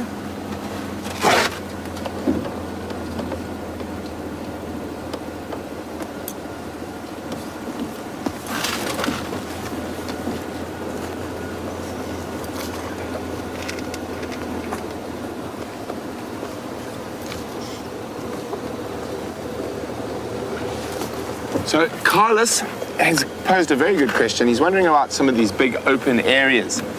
He's wondering, are they made by humans or are they natural and but from grazing habits? So quarantine clearings, which is the biggest clearing we have here on Djuma, is a man-made clearing. That was an original quarantine station for cattle when they tried to cattle farm here, so that area was cleared. But as we move into these, oh look there, Ian.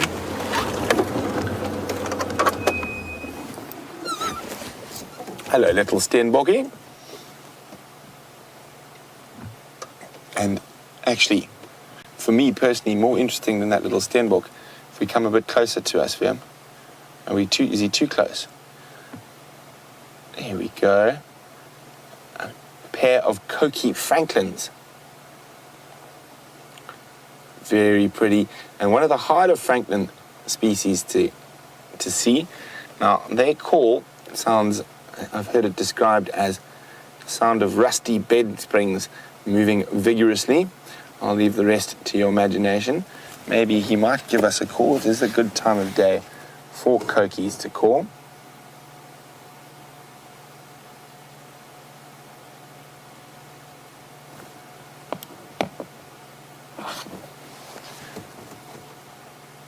So there apparently is a bit of argument over the spelling of Coqui francolin. Now, it is a slightly strange spelling. It's C. Oh, now I'm getting confused. C-Q-O-U-I, if I remember correctly, but I will double check for you.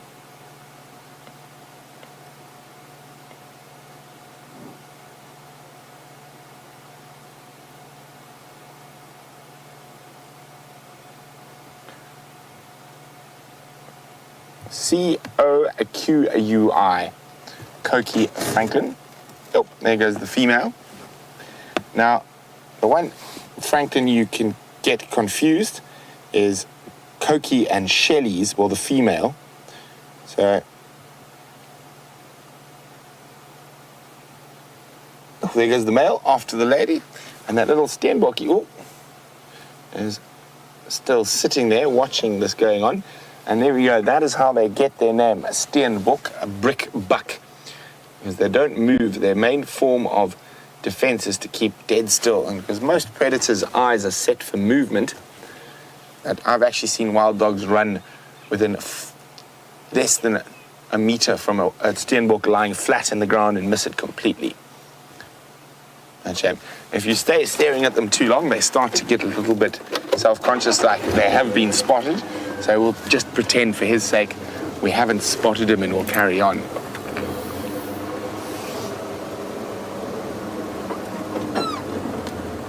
He didn't move a muscle. So, Carlos, sorry, we got sidetracked by those birds there. Now we come onto a clearing like this.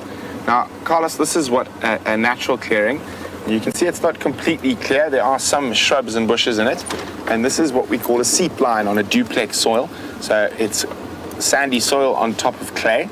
And the water seeps down from the top of the hills here. And where it gets very waterlogged in an area like this, your trees are very, very stunted. And your grass species prefer this. It's a bit too wet for a lot of trees. So that's why you get these open areas. There's another one coming through here. And very important, and this is where a lot of your grazing animals will spend quite a bit of their time, your zebra and wildebeest and such. So very interesting and a really great question, Carlos.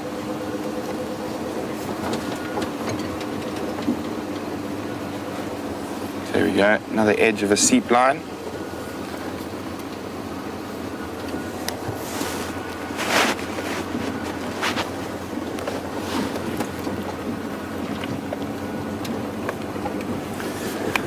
So, Marie, speaking of sunsets, we're about to see the last. Let me just sneak past this tree. the last of the sun disappearing behind the Drakensberg Mountains. And Marie is wondering, does the sun set at different times in South Africa? Yes, it does, Marie, as it does all over the world. So every day it'll be setting a little bit earlier as we head into winter. It's just disappeared. There we go. You can see the Drakensberg Mountains. So every day it'll be disappearing a little bit earlier. The sun will also be rising a little bit later while we go through our winter months. And then as it turns after winter solstice, every day it starts getting a little bit earlier. The sunrise and the sunset starts getting a little bit later.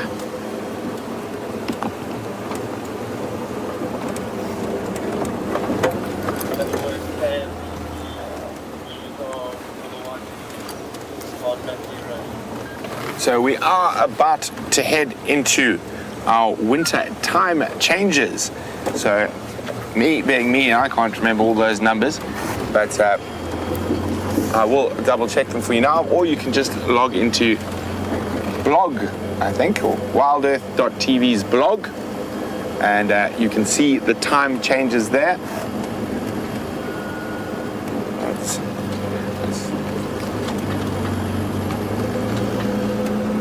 So we will be departing half an hour later in the mornings and half an hour earlier in the afternoons. So just for those, from the 1st of April, we will be going out on sunrise safari. Pushing wrong button. I got to check what this is. They even wrote it down for me so I didn't make a mistake and cause absolute pandemonium and confusion. Okay.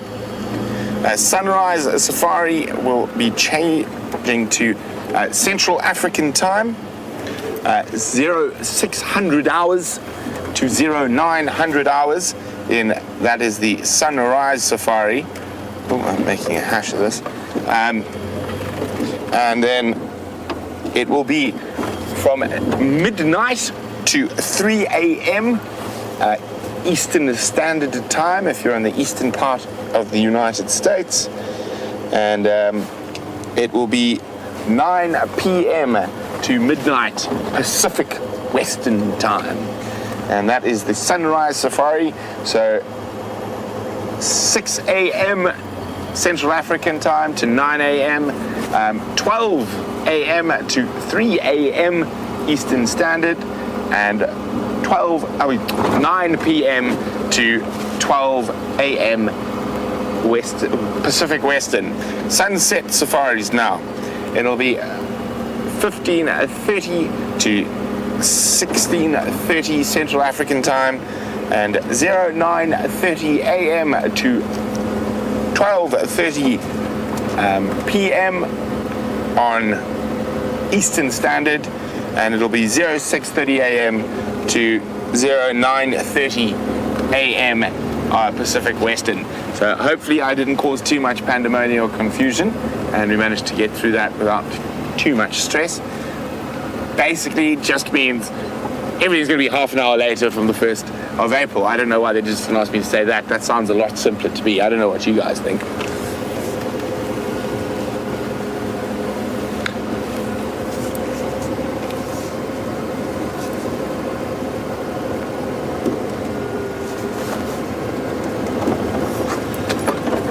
So, Musical's wondering why that Steenbok was by himself. He probably wasn't.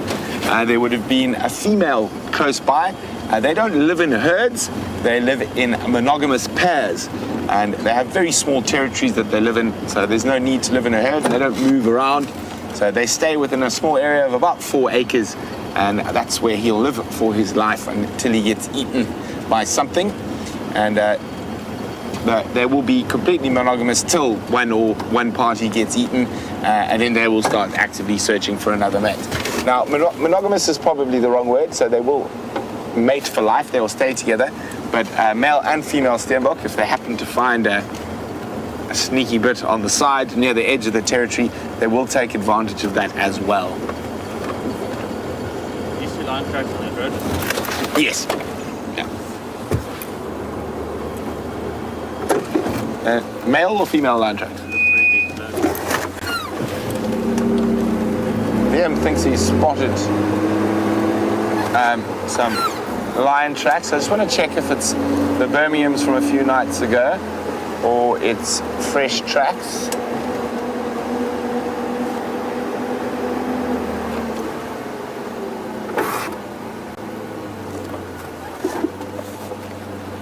It's the Birminghams from a few nights ago. There we go. You can actually just see the male lion track over there. Well spotted though, Liam. It always pays to double check these things. There we go. Bump, bump. But it is the Birminghams from the night they stole Tingana's dinner. So we are we're quite close to where the mystery leopard is, and it is a little bit darker. I would prefer it to be a little bit darker still, but go have a look.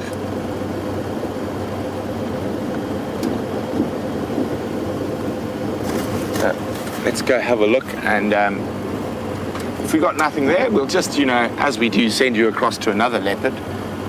No big deal, guys. Nothing serious. Aren't we lucky?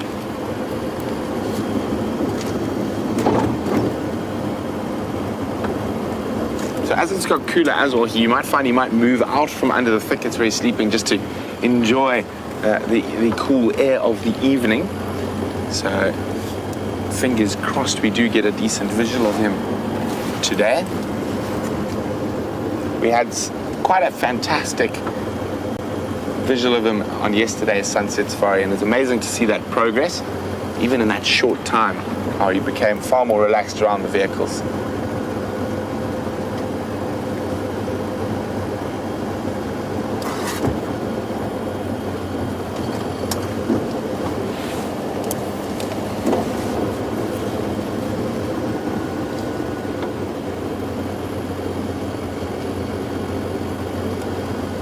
Okay, we're nearly there.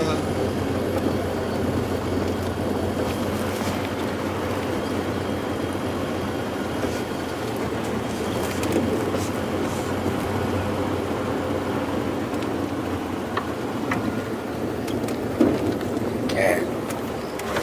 So we're really hoping he's in the tree. So as I've been doing every time we've been approaching here, into low range, keeps the revs very nice and stable and quiet, avoids big fast movements. And I am talking, I want him to get used to the sound of people talking and learn that it's not a threat. I mean, nothing he needs to run away from. So we just go ever so slowly. Sorry, I've got a bug in my eye.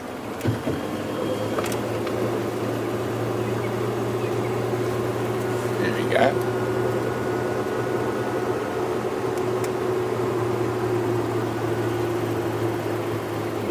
Fortunately, I'm able to extract these things myself. No need for outside help. You see exactly why. Him just said he brought his long knife. Exactly why I'll extract them myself. Okay.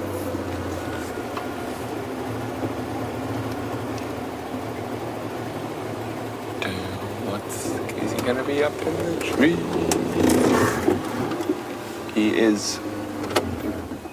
Okay, you got him, Vim. He's in the tree. We're staying a little even further than we were earlier.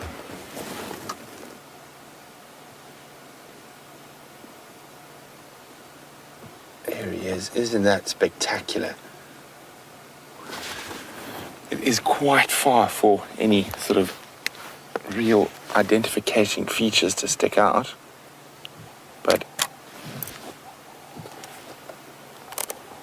it's just hope he relaxes and carries on feeding. I don't want him to rush down the tree, so I'm not going to move at all from where I am now. Look at that, isn't that incredible?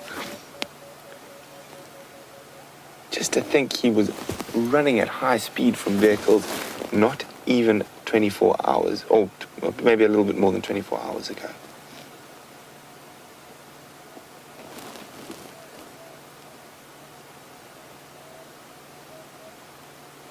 So it has been, even though we couldn't see him, just sitting nearby here and talking and being in the area would have just given him that little bit more confidence that it is a we're not posing a threat to him.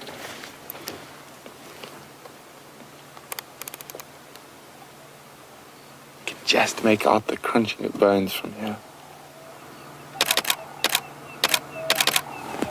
Now, these might not be the best photographs I take, but they're going to be a few of the more rewarding ones, that's for sure.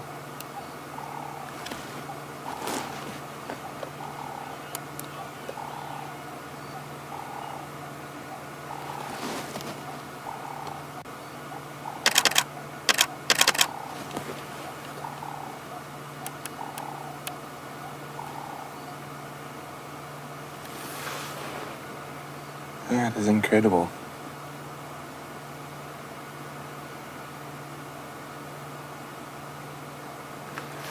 So a little bit of patience with these animals goes an incredibly long way. Unfortunately, I think he might finish this kill tonight. But we've got a good start in the habituation process.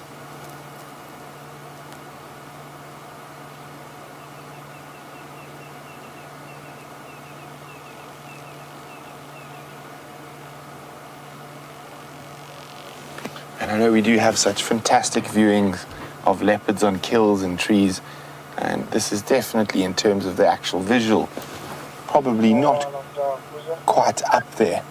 But for me, it is one of the best I've had since I've been at Safari Live.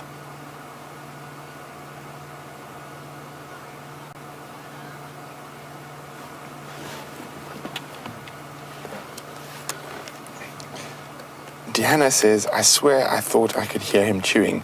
And well, I can, Deanna, so it is possible that that top mic is picking it up.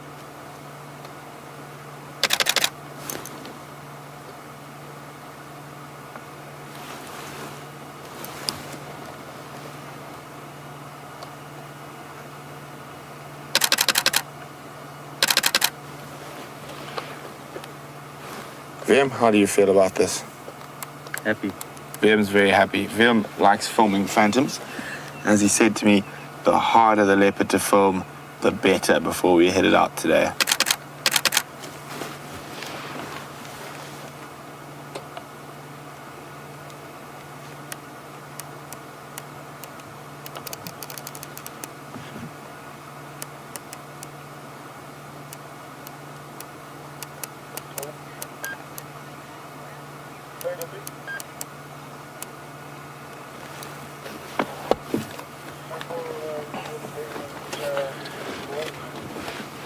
Valeria in Massachusetts would like to know, what would the name phantom be in one of the local languages?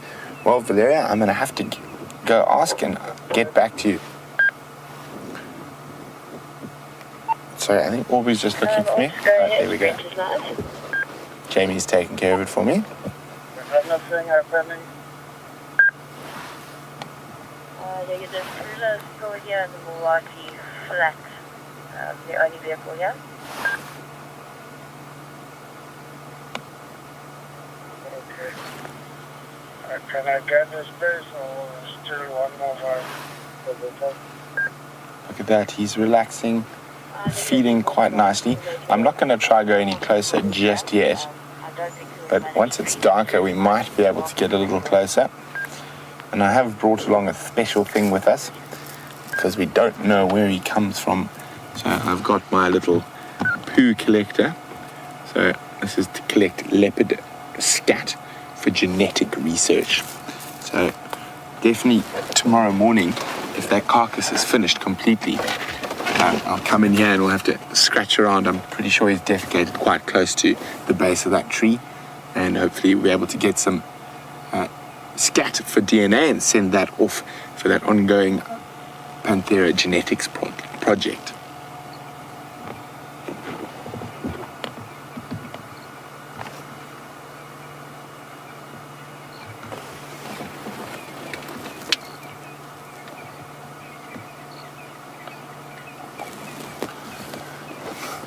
Shannon is asking me to take a picture and then zoom in to show you. Unfortunately, Shannon, even with my camera in this light, I'm struggling. So it's not a very clear picture. lens. So that's what you're seeing while he's feeding. So if we zoom out, if I zoom out, that's my camera at full zoom, is what I'm getting. So very similar to what you guys are seeing. We will try and get a little bit closer as it gets darker. But for now, I think just staying here and keeping a nice distance. But we can get really relaxed while he's feeding in the tree before we even think about moving an iota or even a meter off the road.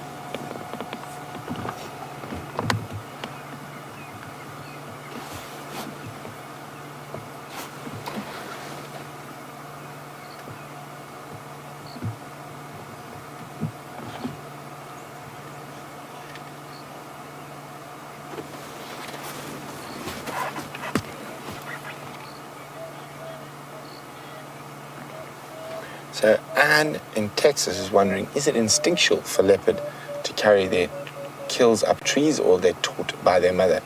It is very much instinctual, and a lot of animal behavior out here is all instinctive. It's not learned behavior. There's very, very little learned behavior amongst specifically the predators. You might find a little bit with cheetah, and occasionally with lion and leopard, but again, I think that's more happenstance than actual teaching itself. So definitely instinctual to take kills up the tree.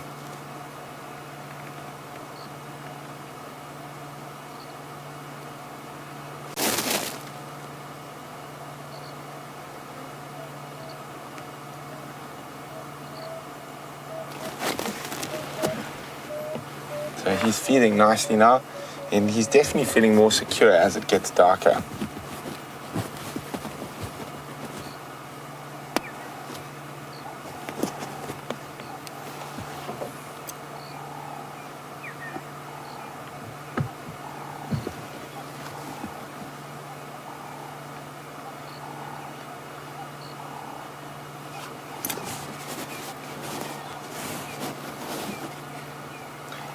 Canada Keith is wondering how many leopards are now active on Djuma.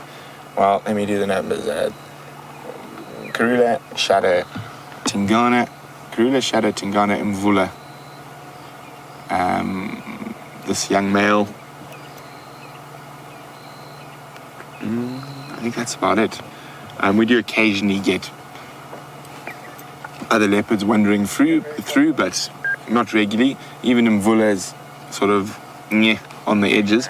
So I'd say for definite Shadow, Karula, Tingana, and this young male has been seen, and his tracks have been found quite regularly. In the temporary tree, she was stood earlier. Yes, copy that.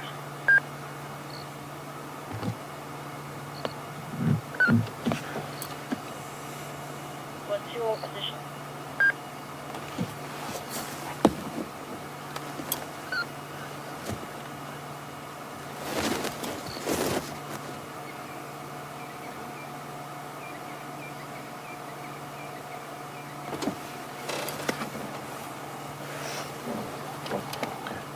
If my spotlight will reach that far. I have tested him with a spotlight this morning already, and he was fine. Just to give you a little bit more light in that position.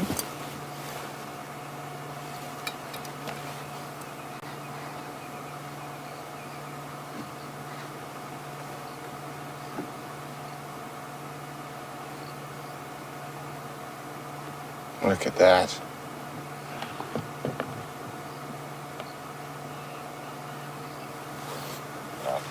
Down and Glockenspiel Drive,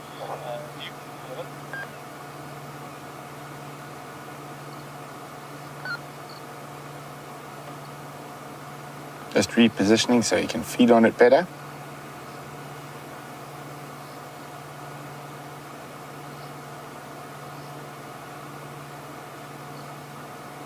Oh, sorry, that spotlight is. I just need to find a good place to balance it.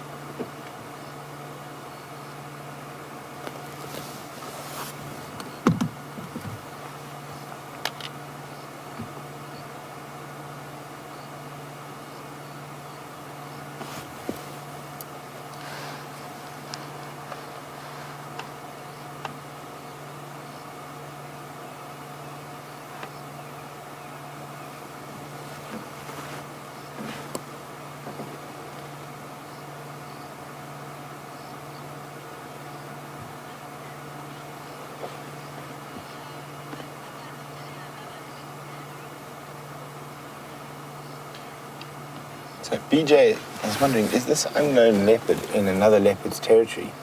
He most certainly is. He's in Tingane's territory, but he is a nomadic male, so he'll move around between different territories. But he has seemed to be, whoopsie, around here for a while. Sorry about that. The spotlight decided it didn't like its precarious position I balanced it in. Let's try a little bit less precarious then. That's definitely more precarious.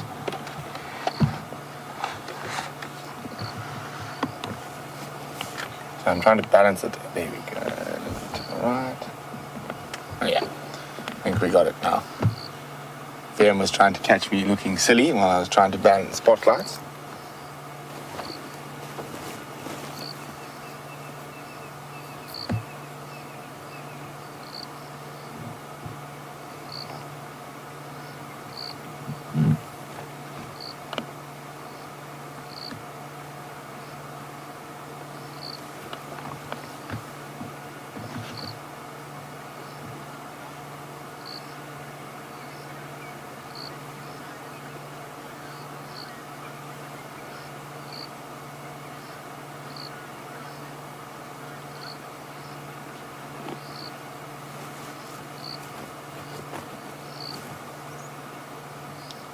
It's an absolutely magic moment sitting here with this leopard.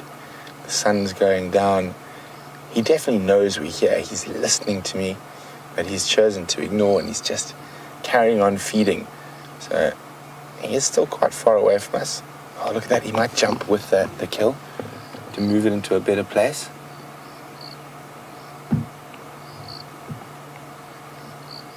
Oh, no, he's just going to pivot. So I'm going to sit here for a bit longer before I try to get a little bit closer. I want it to be a couple of shades darker, and so he's feeling more in his element.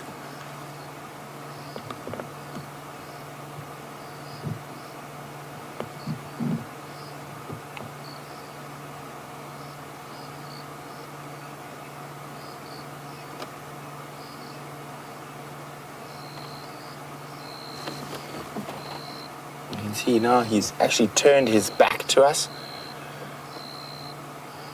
So already that slight more element of trust being shown now already, just from sitting quietly, or not so quietly, but just from sitting and keeping the distance initially and just being patient with him.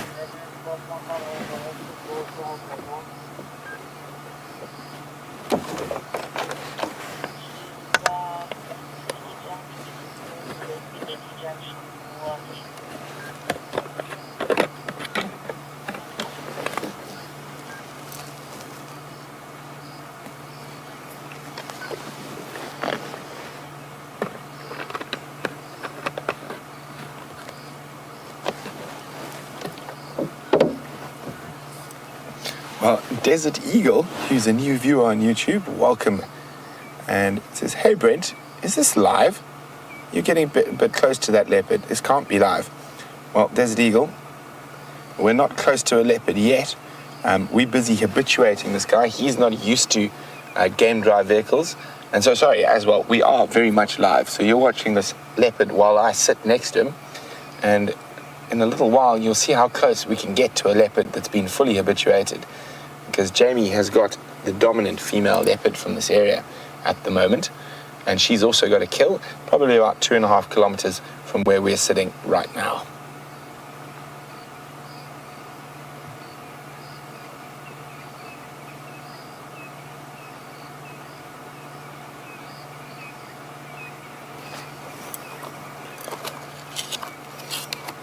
So, Desert Eagle, you want to see how close we can get to a leopard? I think now is the perfect opportunity. While I try move a little bit closer to this guy, let's go see how close you can get to a truly habituated leopard. What an awesome afternoon that we've been able to spend as much time as we have with two different leopards, two different sightings, both with kills in a tree. Karula's been having a rather extended break from her meal, still panting heavily with that enormous belly of hers. She's feeling a little bit full. I'm rather hot and tired.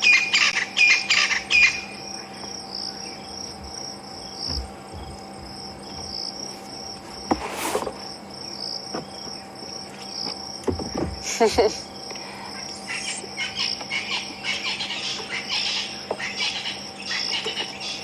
there you go, Desert Eagle. Desert Eagle apparently watching us and wondering if this really is live, and the fact that Brent was as close as he was to a leopard was astounding him. Desert Eagle, just to give you a rough idea, we're very fortunate. This is a particularly relaxed leopard. Her name is Karula, and she is about, what would I say? Let's go with 7-8 meters away from where I am. And that's the position she chose to be in, not that I chose for her. So 24 odd feet away, depending on where you're from. So I really hope you are enjoying your live experience. Now it's got a little bit cooler, so hopefully she does decide to go up towards the tree. I'm pretty sure Brent has explained this to you, but I'm just going to mention it as well. The reason that we're staying with Karula, where we didn't stay with Tingana, with his impala kill and at night after dark with spotlights. The big difference, of course, being that both Karula and the mystery leopard have their kills up a tree, so any extra distraction won't lose them their kills. Whereas with Tingana, his kill was still on the ground, and in fact, he did end up losing it that night anyway. So that's just one of the reasons and the explanation behind our different approaches to different sightings. And if I thought she was anywhere near where her den site is, we would also have closed this sighting, but I don't think she is at all. We're much, much further north to the last known den site. Here comes Aubrey. He's also going to come and join us in the sighting, and hopefully going to provide us with some spectacular lighting. Oh, flies. Karula is sharing a problem that is plaguing Jandre and myself as well, and that is the fact that the mosquitoes down in this drainage line are absolutely... Sorry, just give me 1 second.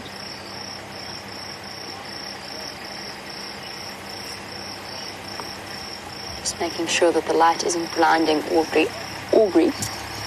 Just want to check up with him. There we go.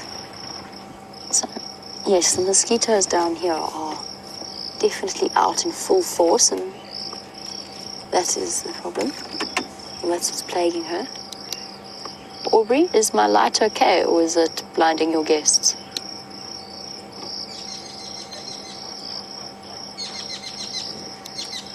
Okay, copy, thanks. Just making sure that Aubrey's guests don't have a face full of LED light. It has been a truly picturesque afternoon that we've spent with this stunning leopard. We've been down here in the drainage line. Jandre and myself barely moved since we got down here and first spotted her. And we've just had such a wide variety of bird calls. Different birds have come through at different times. The starlings, the barred owlet, the grey-headed bushshrike. And the wonderful thing about drainage lines is that you see far more than you hear. And in fact, Jandre and myself even had an elephant come past, but it was so quick that by the time we'd registered what was happening, it had already disappeared from view. This is definitely, I think, the way to approach things, huh, Jandre? Very pleasant afternoon.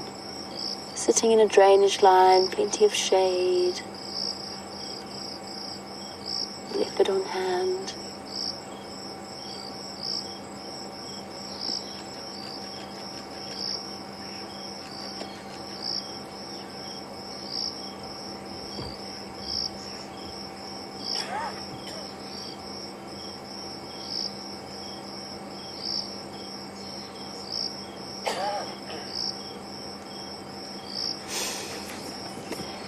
Kevin Geyer, the reason I'm chuckling is Kevin Geyer is just describing his approach, or his current approach, to the Safari Live drives. Now, Kevin would like to describe, in his words, not his, the extent of his Safari Live addiction. He has arrived 30 minutes early for his next appointment and is currently sitting in his car watching.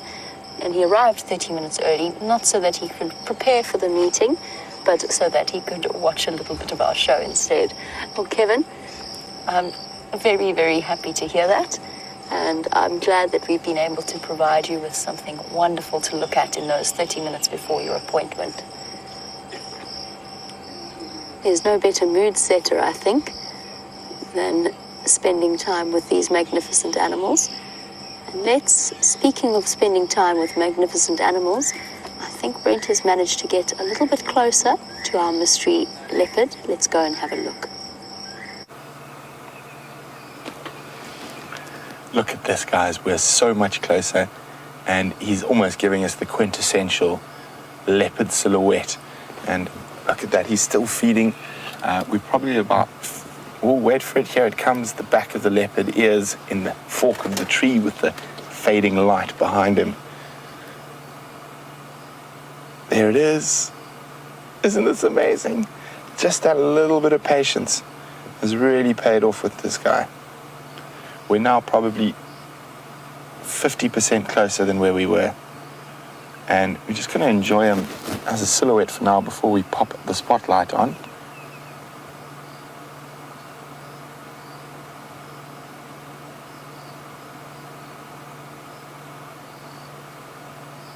Wow.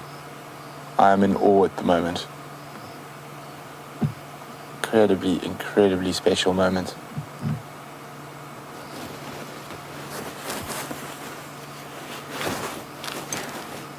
It's taken us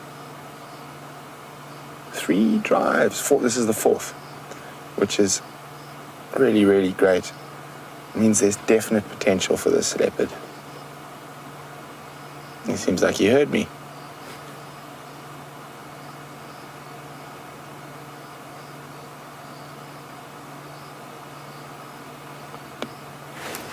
I'm going to pop the spotlight on quickly so you can have a look.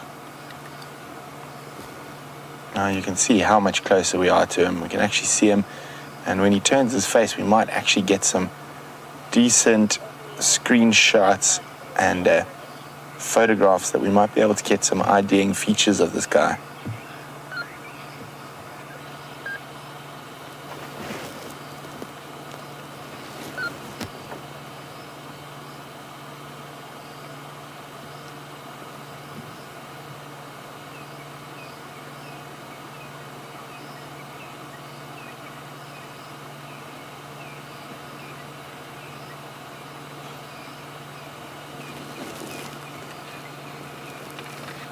Sorry, I'm a bit wobbly. I gotta hold the spotlight quite high to get above those bushes.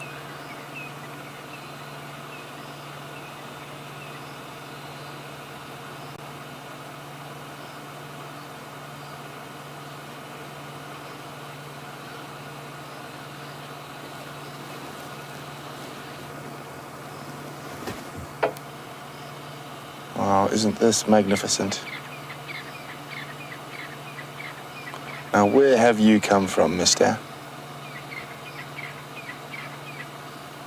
Oh, we might get a face look. There we go, he's looking. He's not actually looking at us. Oh, that's the ball.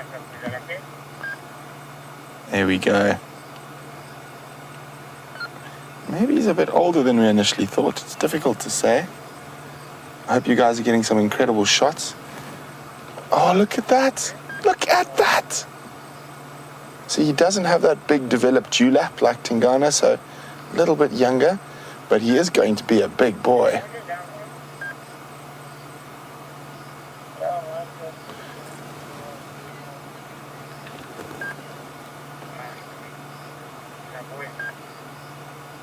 Now, this is definitely one of my most memorable leopard sightings since I've joined Safari Live. It just happened. And it just happened, and it happened live, and I was able to share it with all of you guys out there. Now, it's very seldom you get to see this type of habituation process, and it's been amazing. And thanks for the support, guys, because I know it can get a little bit boring sitting in one spot, but as I often say, Patience is the most important thing when it comes to seeing these things. Looks like he's finished feeding. He's going to come down the tree. Or he might just have a snooze over there and a bit of a clean. Oh, look at that. Now, Vim, are you both hands on camera? Mm-hmm. I was going to ask you to hold the spotlight for a second so I could try to get a photo for spot patterns. Okay, give me a spotlight. Okay. So Vim, I'm just passing the spotlight to Vim. I'm just going to try get a photograph of his face so we can get some IDs. Let me just make sure my settings are correct. They look good. We definitely go manual focus in this light. It's all right. We just need him to lift his face and look at us again.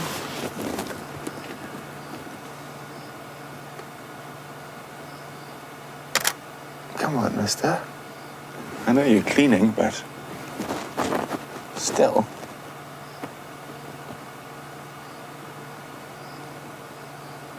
Okay, here it comes. No, not quite yet.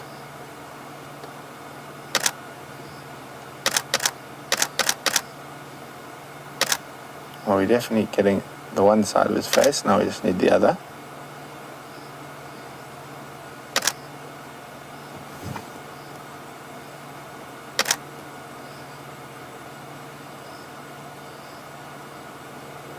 Come on. Sorry, Vim. He's very intent on cleaning.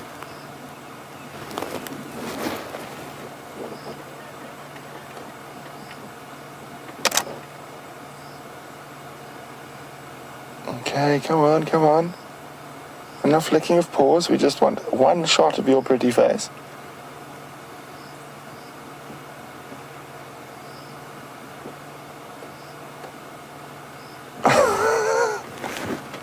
My arms are getting tired holding up my camera.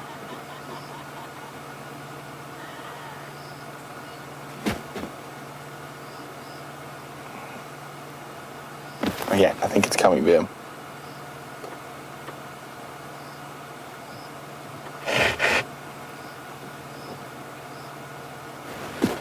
Sure. It's possible that he hasn't looked up because he feels quite secure in the tree.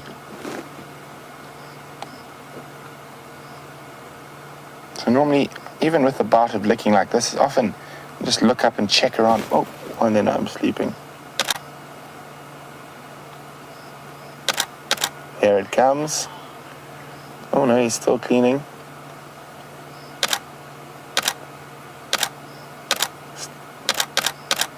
At least we got.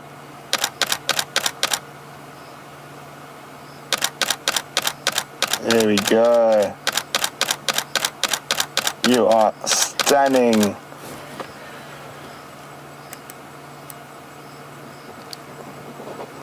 it's moving there, blood. There we go. Looks like he might come down now.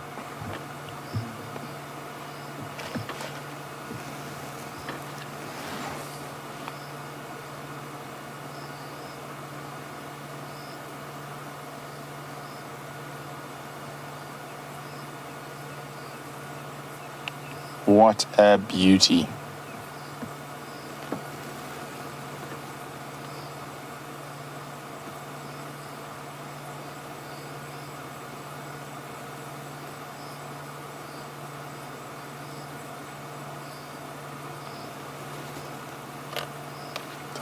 Try and get a gap through there. There we go. I'm just trying to make sure there's light on his face.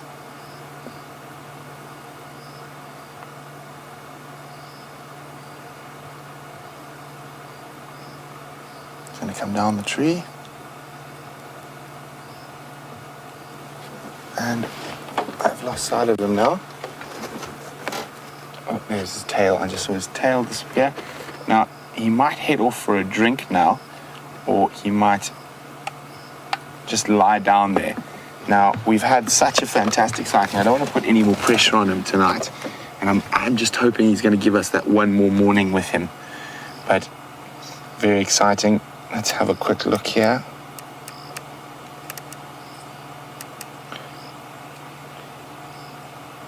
So So, oof, it's going to be quite difficult, but we'll have a look.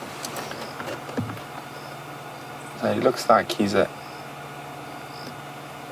3, possibly 3 male. And there we go. Maybe 4-3, or 3-4, sorry. He was quite fast. So there's definitely 3 on the right. The left-hand side is the one we're struggling for at the moment. Go out. You might be able to get a nice one on the left there.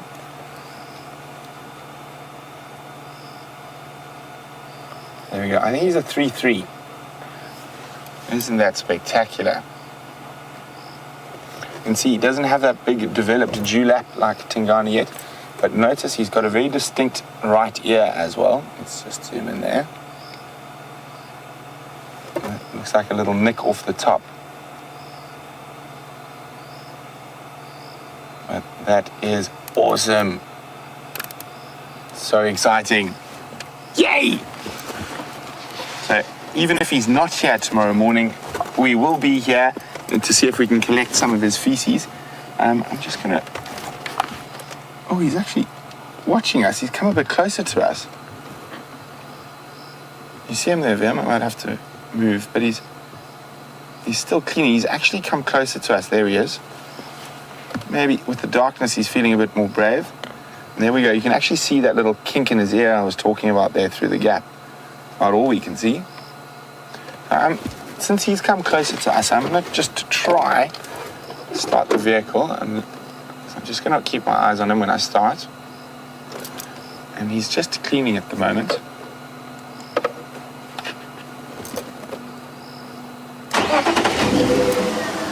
So again, start the car, let it run, and he's continued to clean himself. So maybe we might be able to get a shot of him again on the ground. So there is a nice little clearing there. And Vim and I, when we first came in here, we very much zigzagged in. And now I'm going to do something quite strange. Now the reason for that is I don't want to drive directly at him at any point. So instead of, I'm going to have to do a bit of windy driving. That's fine. So instead, you really, especially with unrelaxed animals, it's much better if we do it this way. My reverse light on. And a nice little open clearing here. Even though we are getting a little bit closer to him, it might look to him like we're actually going away because we're reversing away from him. And we're sleeping just behind that termite mound.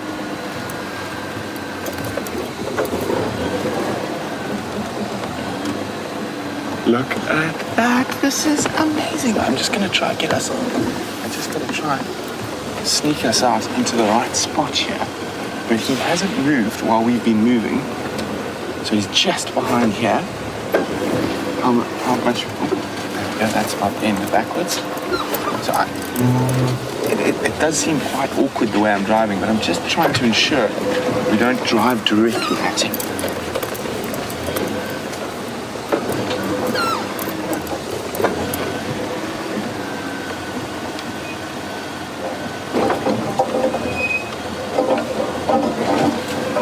We're going to stop. Have you got him there, Vam? There he is. Oopsie. Not looking too perturbed at all.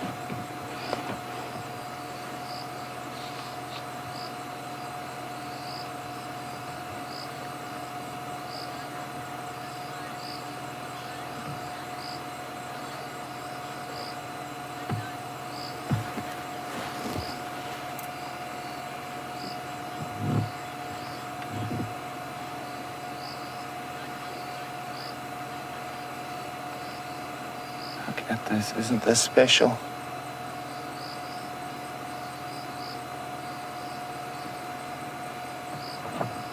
He has picked up, he's heard something, and it's not us he's concentrating on. Maybe you can hear Tingana miles away calling up for territory. Just judging from his behavior at the moment, I'm quite confident I'm going to turn my front lights on, see if I can.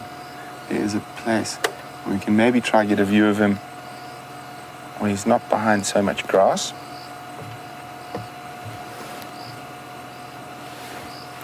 And you see, leopards are so much more relaxed at night, specifically ones that aren't normally too relaxed, like this gentleman.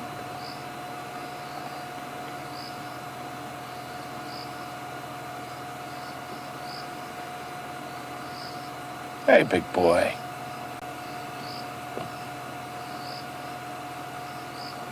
There's a hyena. Guaranteed there's a hyena arrived. You saw him hissing like that. That's not at us at all. Let me just check. I think there's a hyena here somewhere. Did you see that hiss? That was impressive.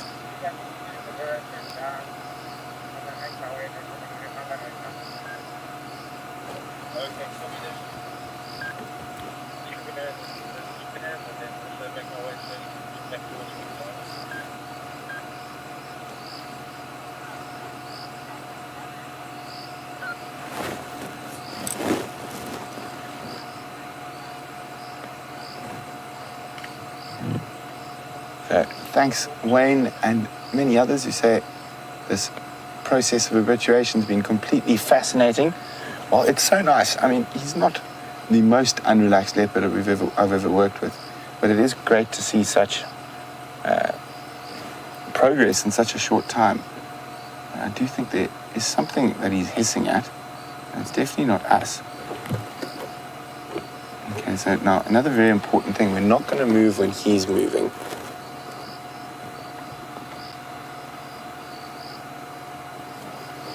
How much of the kill's left? There's a fair little bit up in the tree.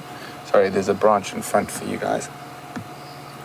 Okay, it looks like he's stopped now.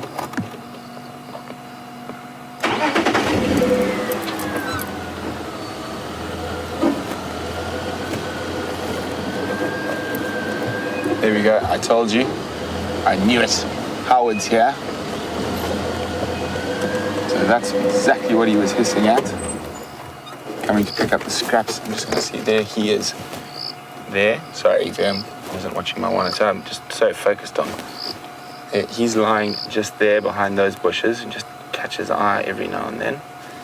But that hiss, just that pure unbridled aggression that he showed, was definitely not at us, but at the spotted hyena. He's picking up all little bits of dribs and drabs that have been dropped. Now, here's a perfect example why we only really view leopard kills that are in trees at night. Now, did this hyena come for our spotlight or did it smell? Difficult to say, but I know for a fact in other parts of the Sabi Sands, the hyenas have definitely learnt to check on spotlights at night. And look how full this hyena is. Our hyenas around here don't seem to be hungry at all. They always seem to have a full belly.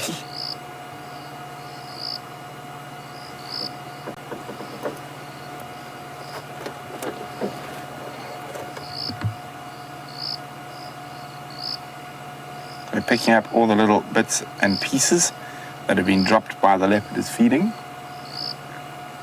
It does look like she's got some fly bites that are bleeding in her left ear. I'm just going to go, wait, I know what to do.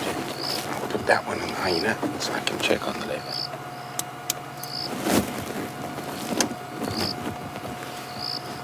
So he's still there.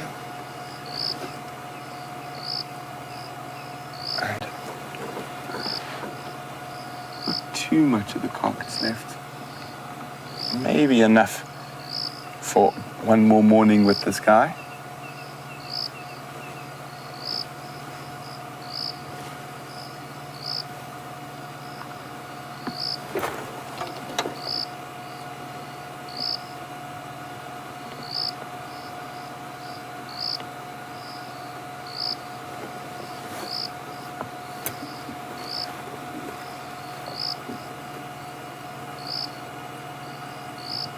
What a special sunset safari it's been so far.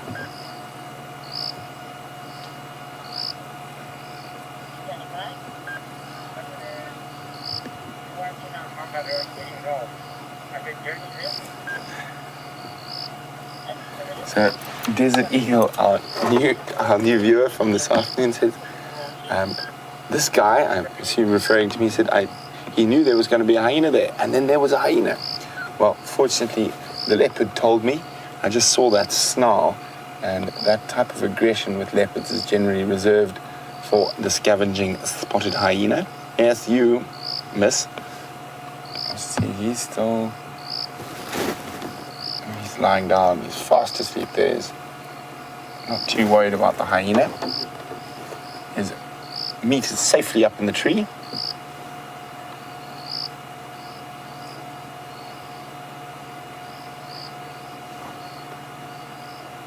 So that hyena's picking up a tiny little bit of bones and meat that the leopard has dropped while it's feeding. Now, one of the reasons hyenas are so successful is their absolute patience. I've watched hyenas spend 4 days under a leopard kill to literally almost eat tiny bits of bone fragments that were dropped. But they are incredibly adaptable creatures.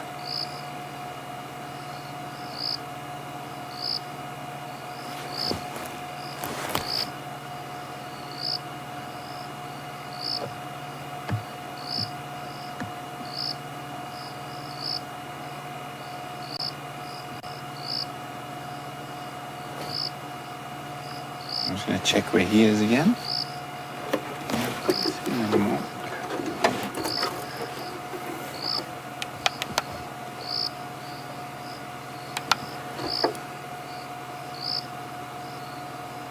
So we're going to try to get one last view of this leopard as we move out of this area, and then I think we'll leave him be, and we'll definitely be back here first thing tomorrow morning.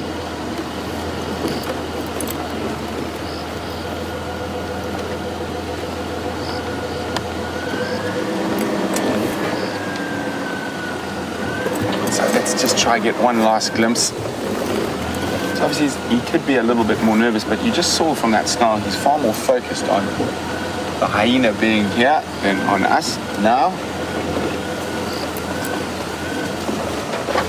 There he is. Maybe he'll give us a nice view again.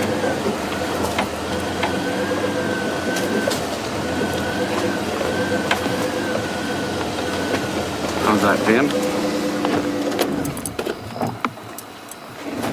There he is. Just going to try and get the spotlight in a good spot. Oh, he's behind a tree for you. I think I need to just go forward for VM a little bit.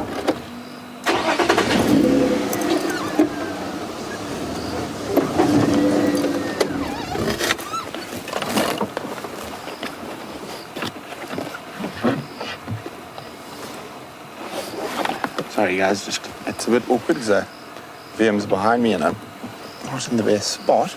But there we go.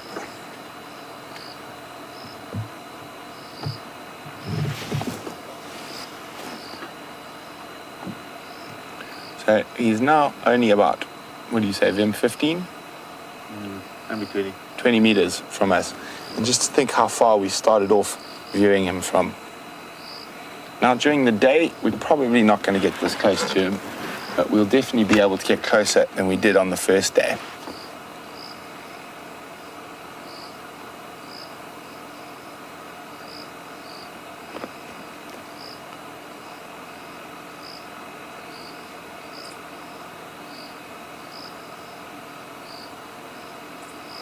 Happy, fat, and full leopard. And I'm not going to push our luck and try to go any closer this evening.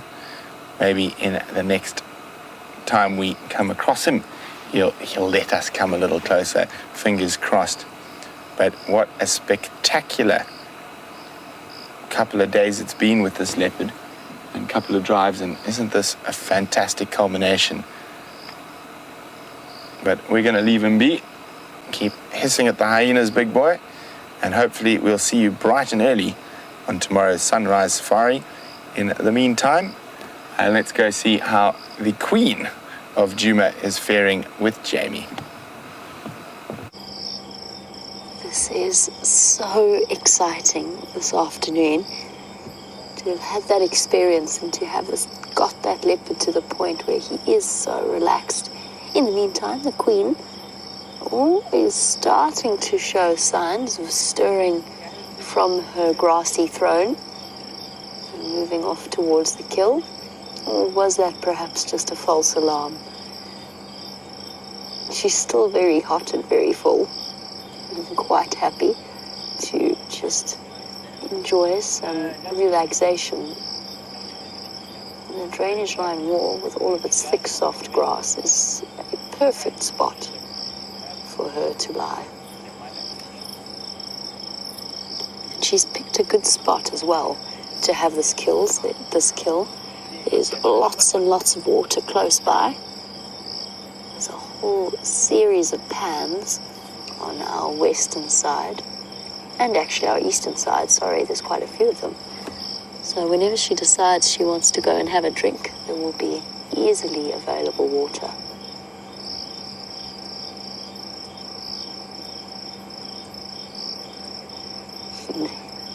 Head still drooping.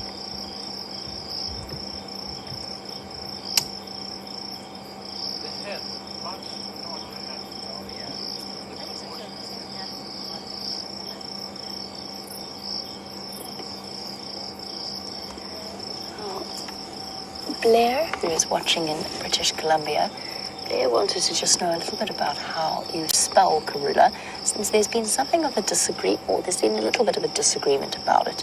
The traditional spelling of Karula's name and this particular individual Karula.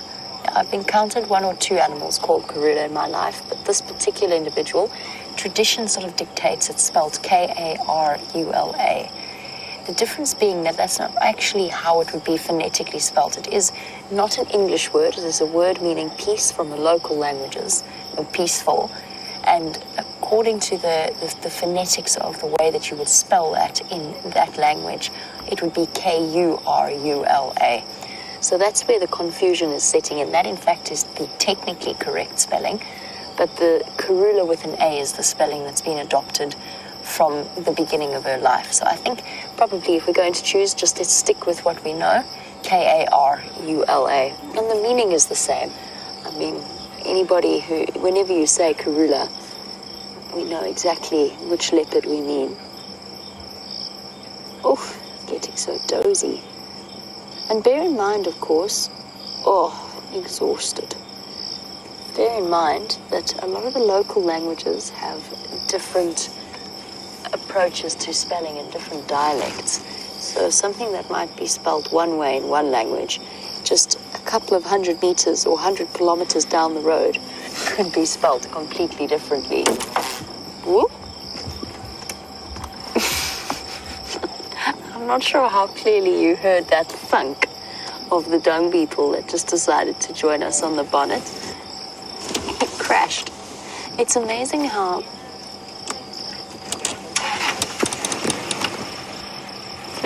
dung beetles, for all of their evolution,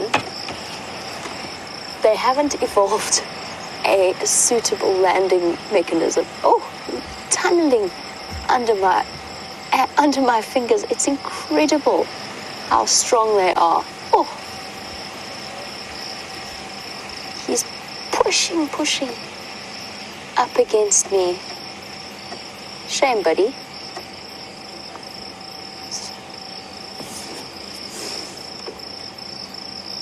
Sorry, I'm just turning down my Game Drive channel at the same time. Had it turned up a little bit too loudly. One of the species of, whoopsie, sorry dude, dung beetle. Shame, I don't want to add to his further disorientation.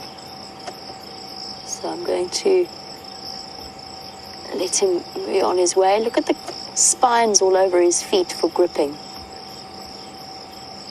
Shame. That was such a crash landing into the bonnet. All right, buddy. All right, I know. It almost feels like he's biting me, but he's not. He's just so strong, pushing with his legs. All right. Okay, you're fine. And he's just got those spurs that dig in, so it does feel almost like he's trying to chew his way out. Okay, I'm going to let him go. I'm going to return him to the dark. Here we go, buddy. Sorry, I can't get out to give you a gentler landing, but they're absolutely fine. They're so resilient. I mean, you heard how hard he hit that bonnet, and he was absolutely fine. Oh. While all of that was happening, we lost Andrew. I didn't even realize. I wasn't even paying attention. Bye, Andrew.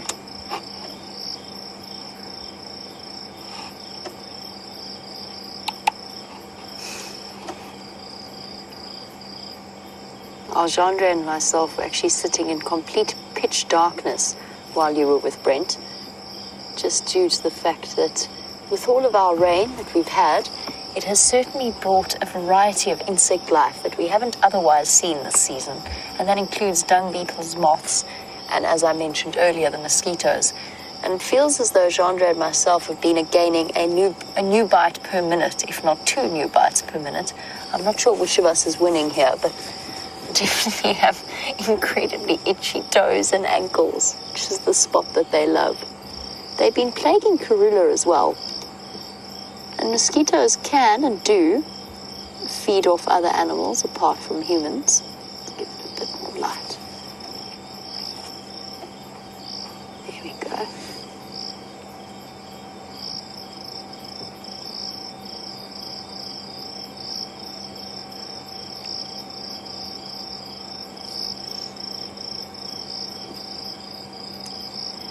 Valeria, I'm really glad that you've enjoyed this particular drive. Brent and myself both playing a patience game in a different way. Brent in terms of making really difficult decisions about how to approach this leopard.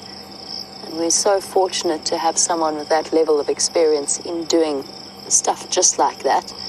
And myself just waiting for Karula to decide whether or not she's actually going to get up this afternoon, or if she's decided this is where she's going to stay. But spending time with animals and having patience is one of the most important qualities that you can have out here, or the most important approaches. It's the secret to wildlife filming. The best shots and the most exciting moments, the most exciting sightings sometimes happen on the spur of the moment, but most of the time it's hours and hours spent with the animal. And we couldn't be luckier than to spend our afternoon sitting in a peaceful drainage line in the shade. She's picked a perfect spot. She's put her prey in the tree, so she could well be here tomorrow. It's just a perfect setting for all of us. We are really lucky. And if you as the viewers are lucky, we are probably luckier. And I'm glad that we can share it with you.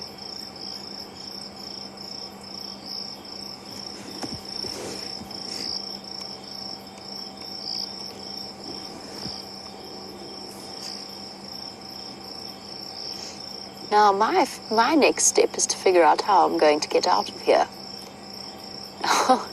The only road runs here. Right, so pretty much in the way, or right next to her. I don't want to drive that close to her. I feel as though it's going to upset her and her sense of personal space and boundaries. So I'm going to have to try and figure out if I cannot get out of this drainage line a different way. I was very much hoping that she would decide to move, maybe go back and have a quick snack on her kill, so that she'd provide us with a path out of here. But it seems as though she's decided she's not going anywhere, as is, of course, her prerogative. We shall just have to... Yes, she's utilizing the royal prerogative, and we shall just have to make our way a different route. Find our different way out of here. I'm sure we'll manage it, no problem.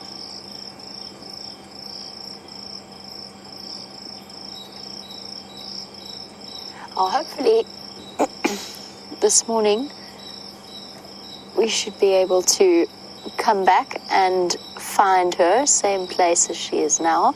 She'll probably at some point tonight go for a wander back to the cubs, give them a good feed, and then return to the rest of the carcass. I imagine that that's what she's got planned for her night. Apart from the odd ear twitch to rid herself of mosquitoes, she's not showing any signs of getting up just yet. And on the subject of the various insects that are currently fluttering all around us, Hope Community has suggested peppermint oil to help us out with our mosquito bites and to keep them at bay. Thank you. That is a really useful suggestion. Now, if I thought, well, I mean, you never predict how an afternoon is going to go, but if I had thought about putting bug spray on before I went out, that would also probably have helped. As it is, though, at the moment, any strong-smelling bug spray like that, even if I had guests, I would probably be telling them not to put it on close to her. I would pull them out of the sighting so that they could spray themselves down with bug spray and then come back in. Because that strong smell of bug spray really does upset animals, as does the sort of the ch sound. So that initial application I've always made guests do away from the animals. Peppermint oil, I don't think they'd be too stressed by.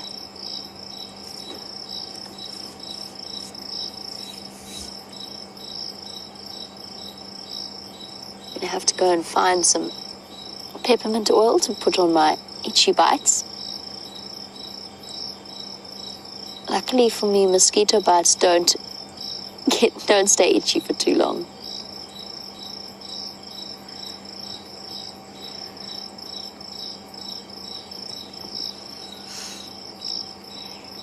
Keith, one last message from you. Keith in Long Island has just said that these sunset safaris have cut so much into his productivity, but that he would not have it any other way. Fair enough, Keith.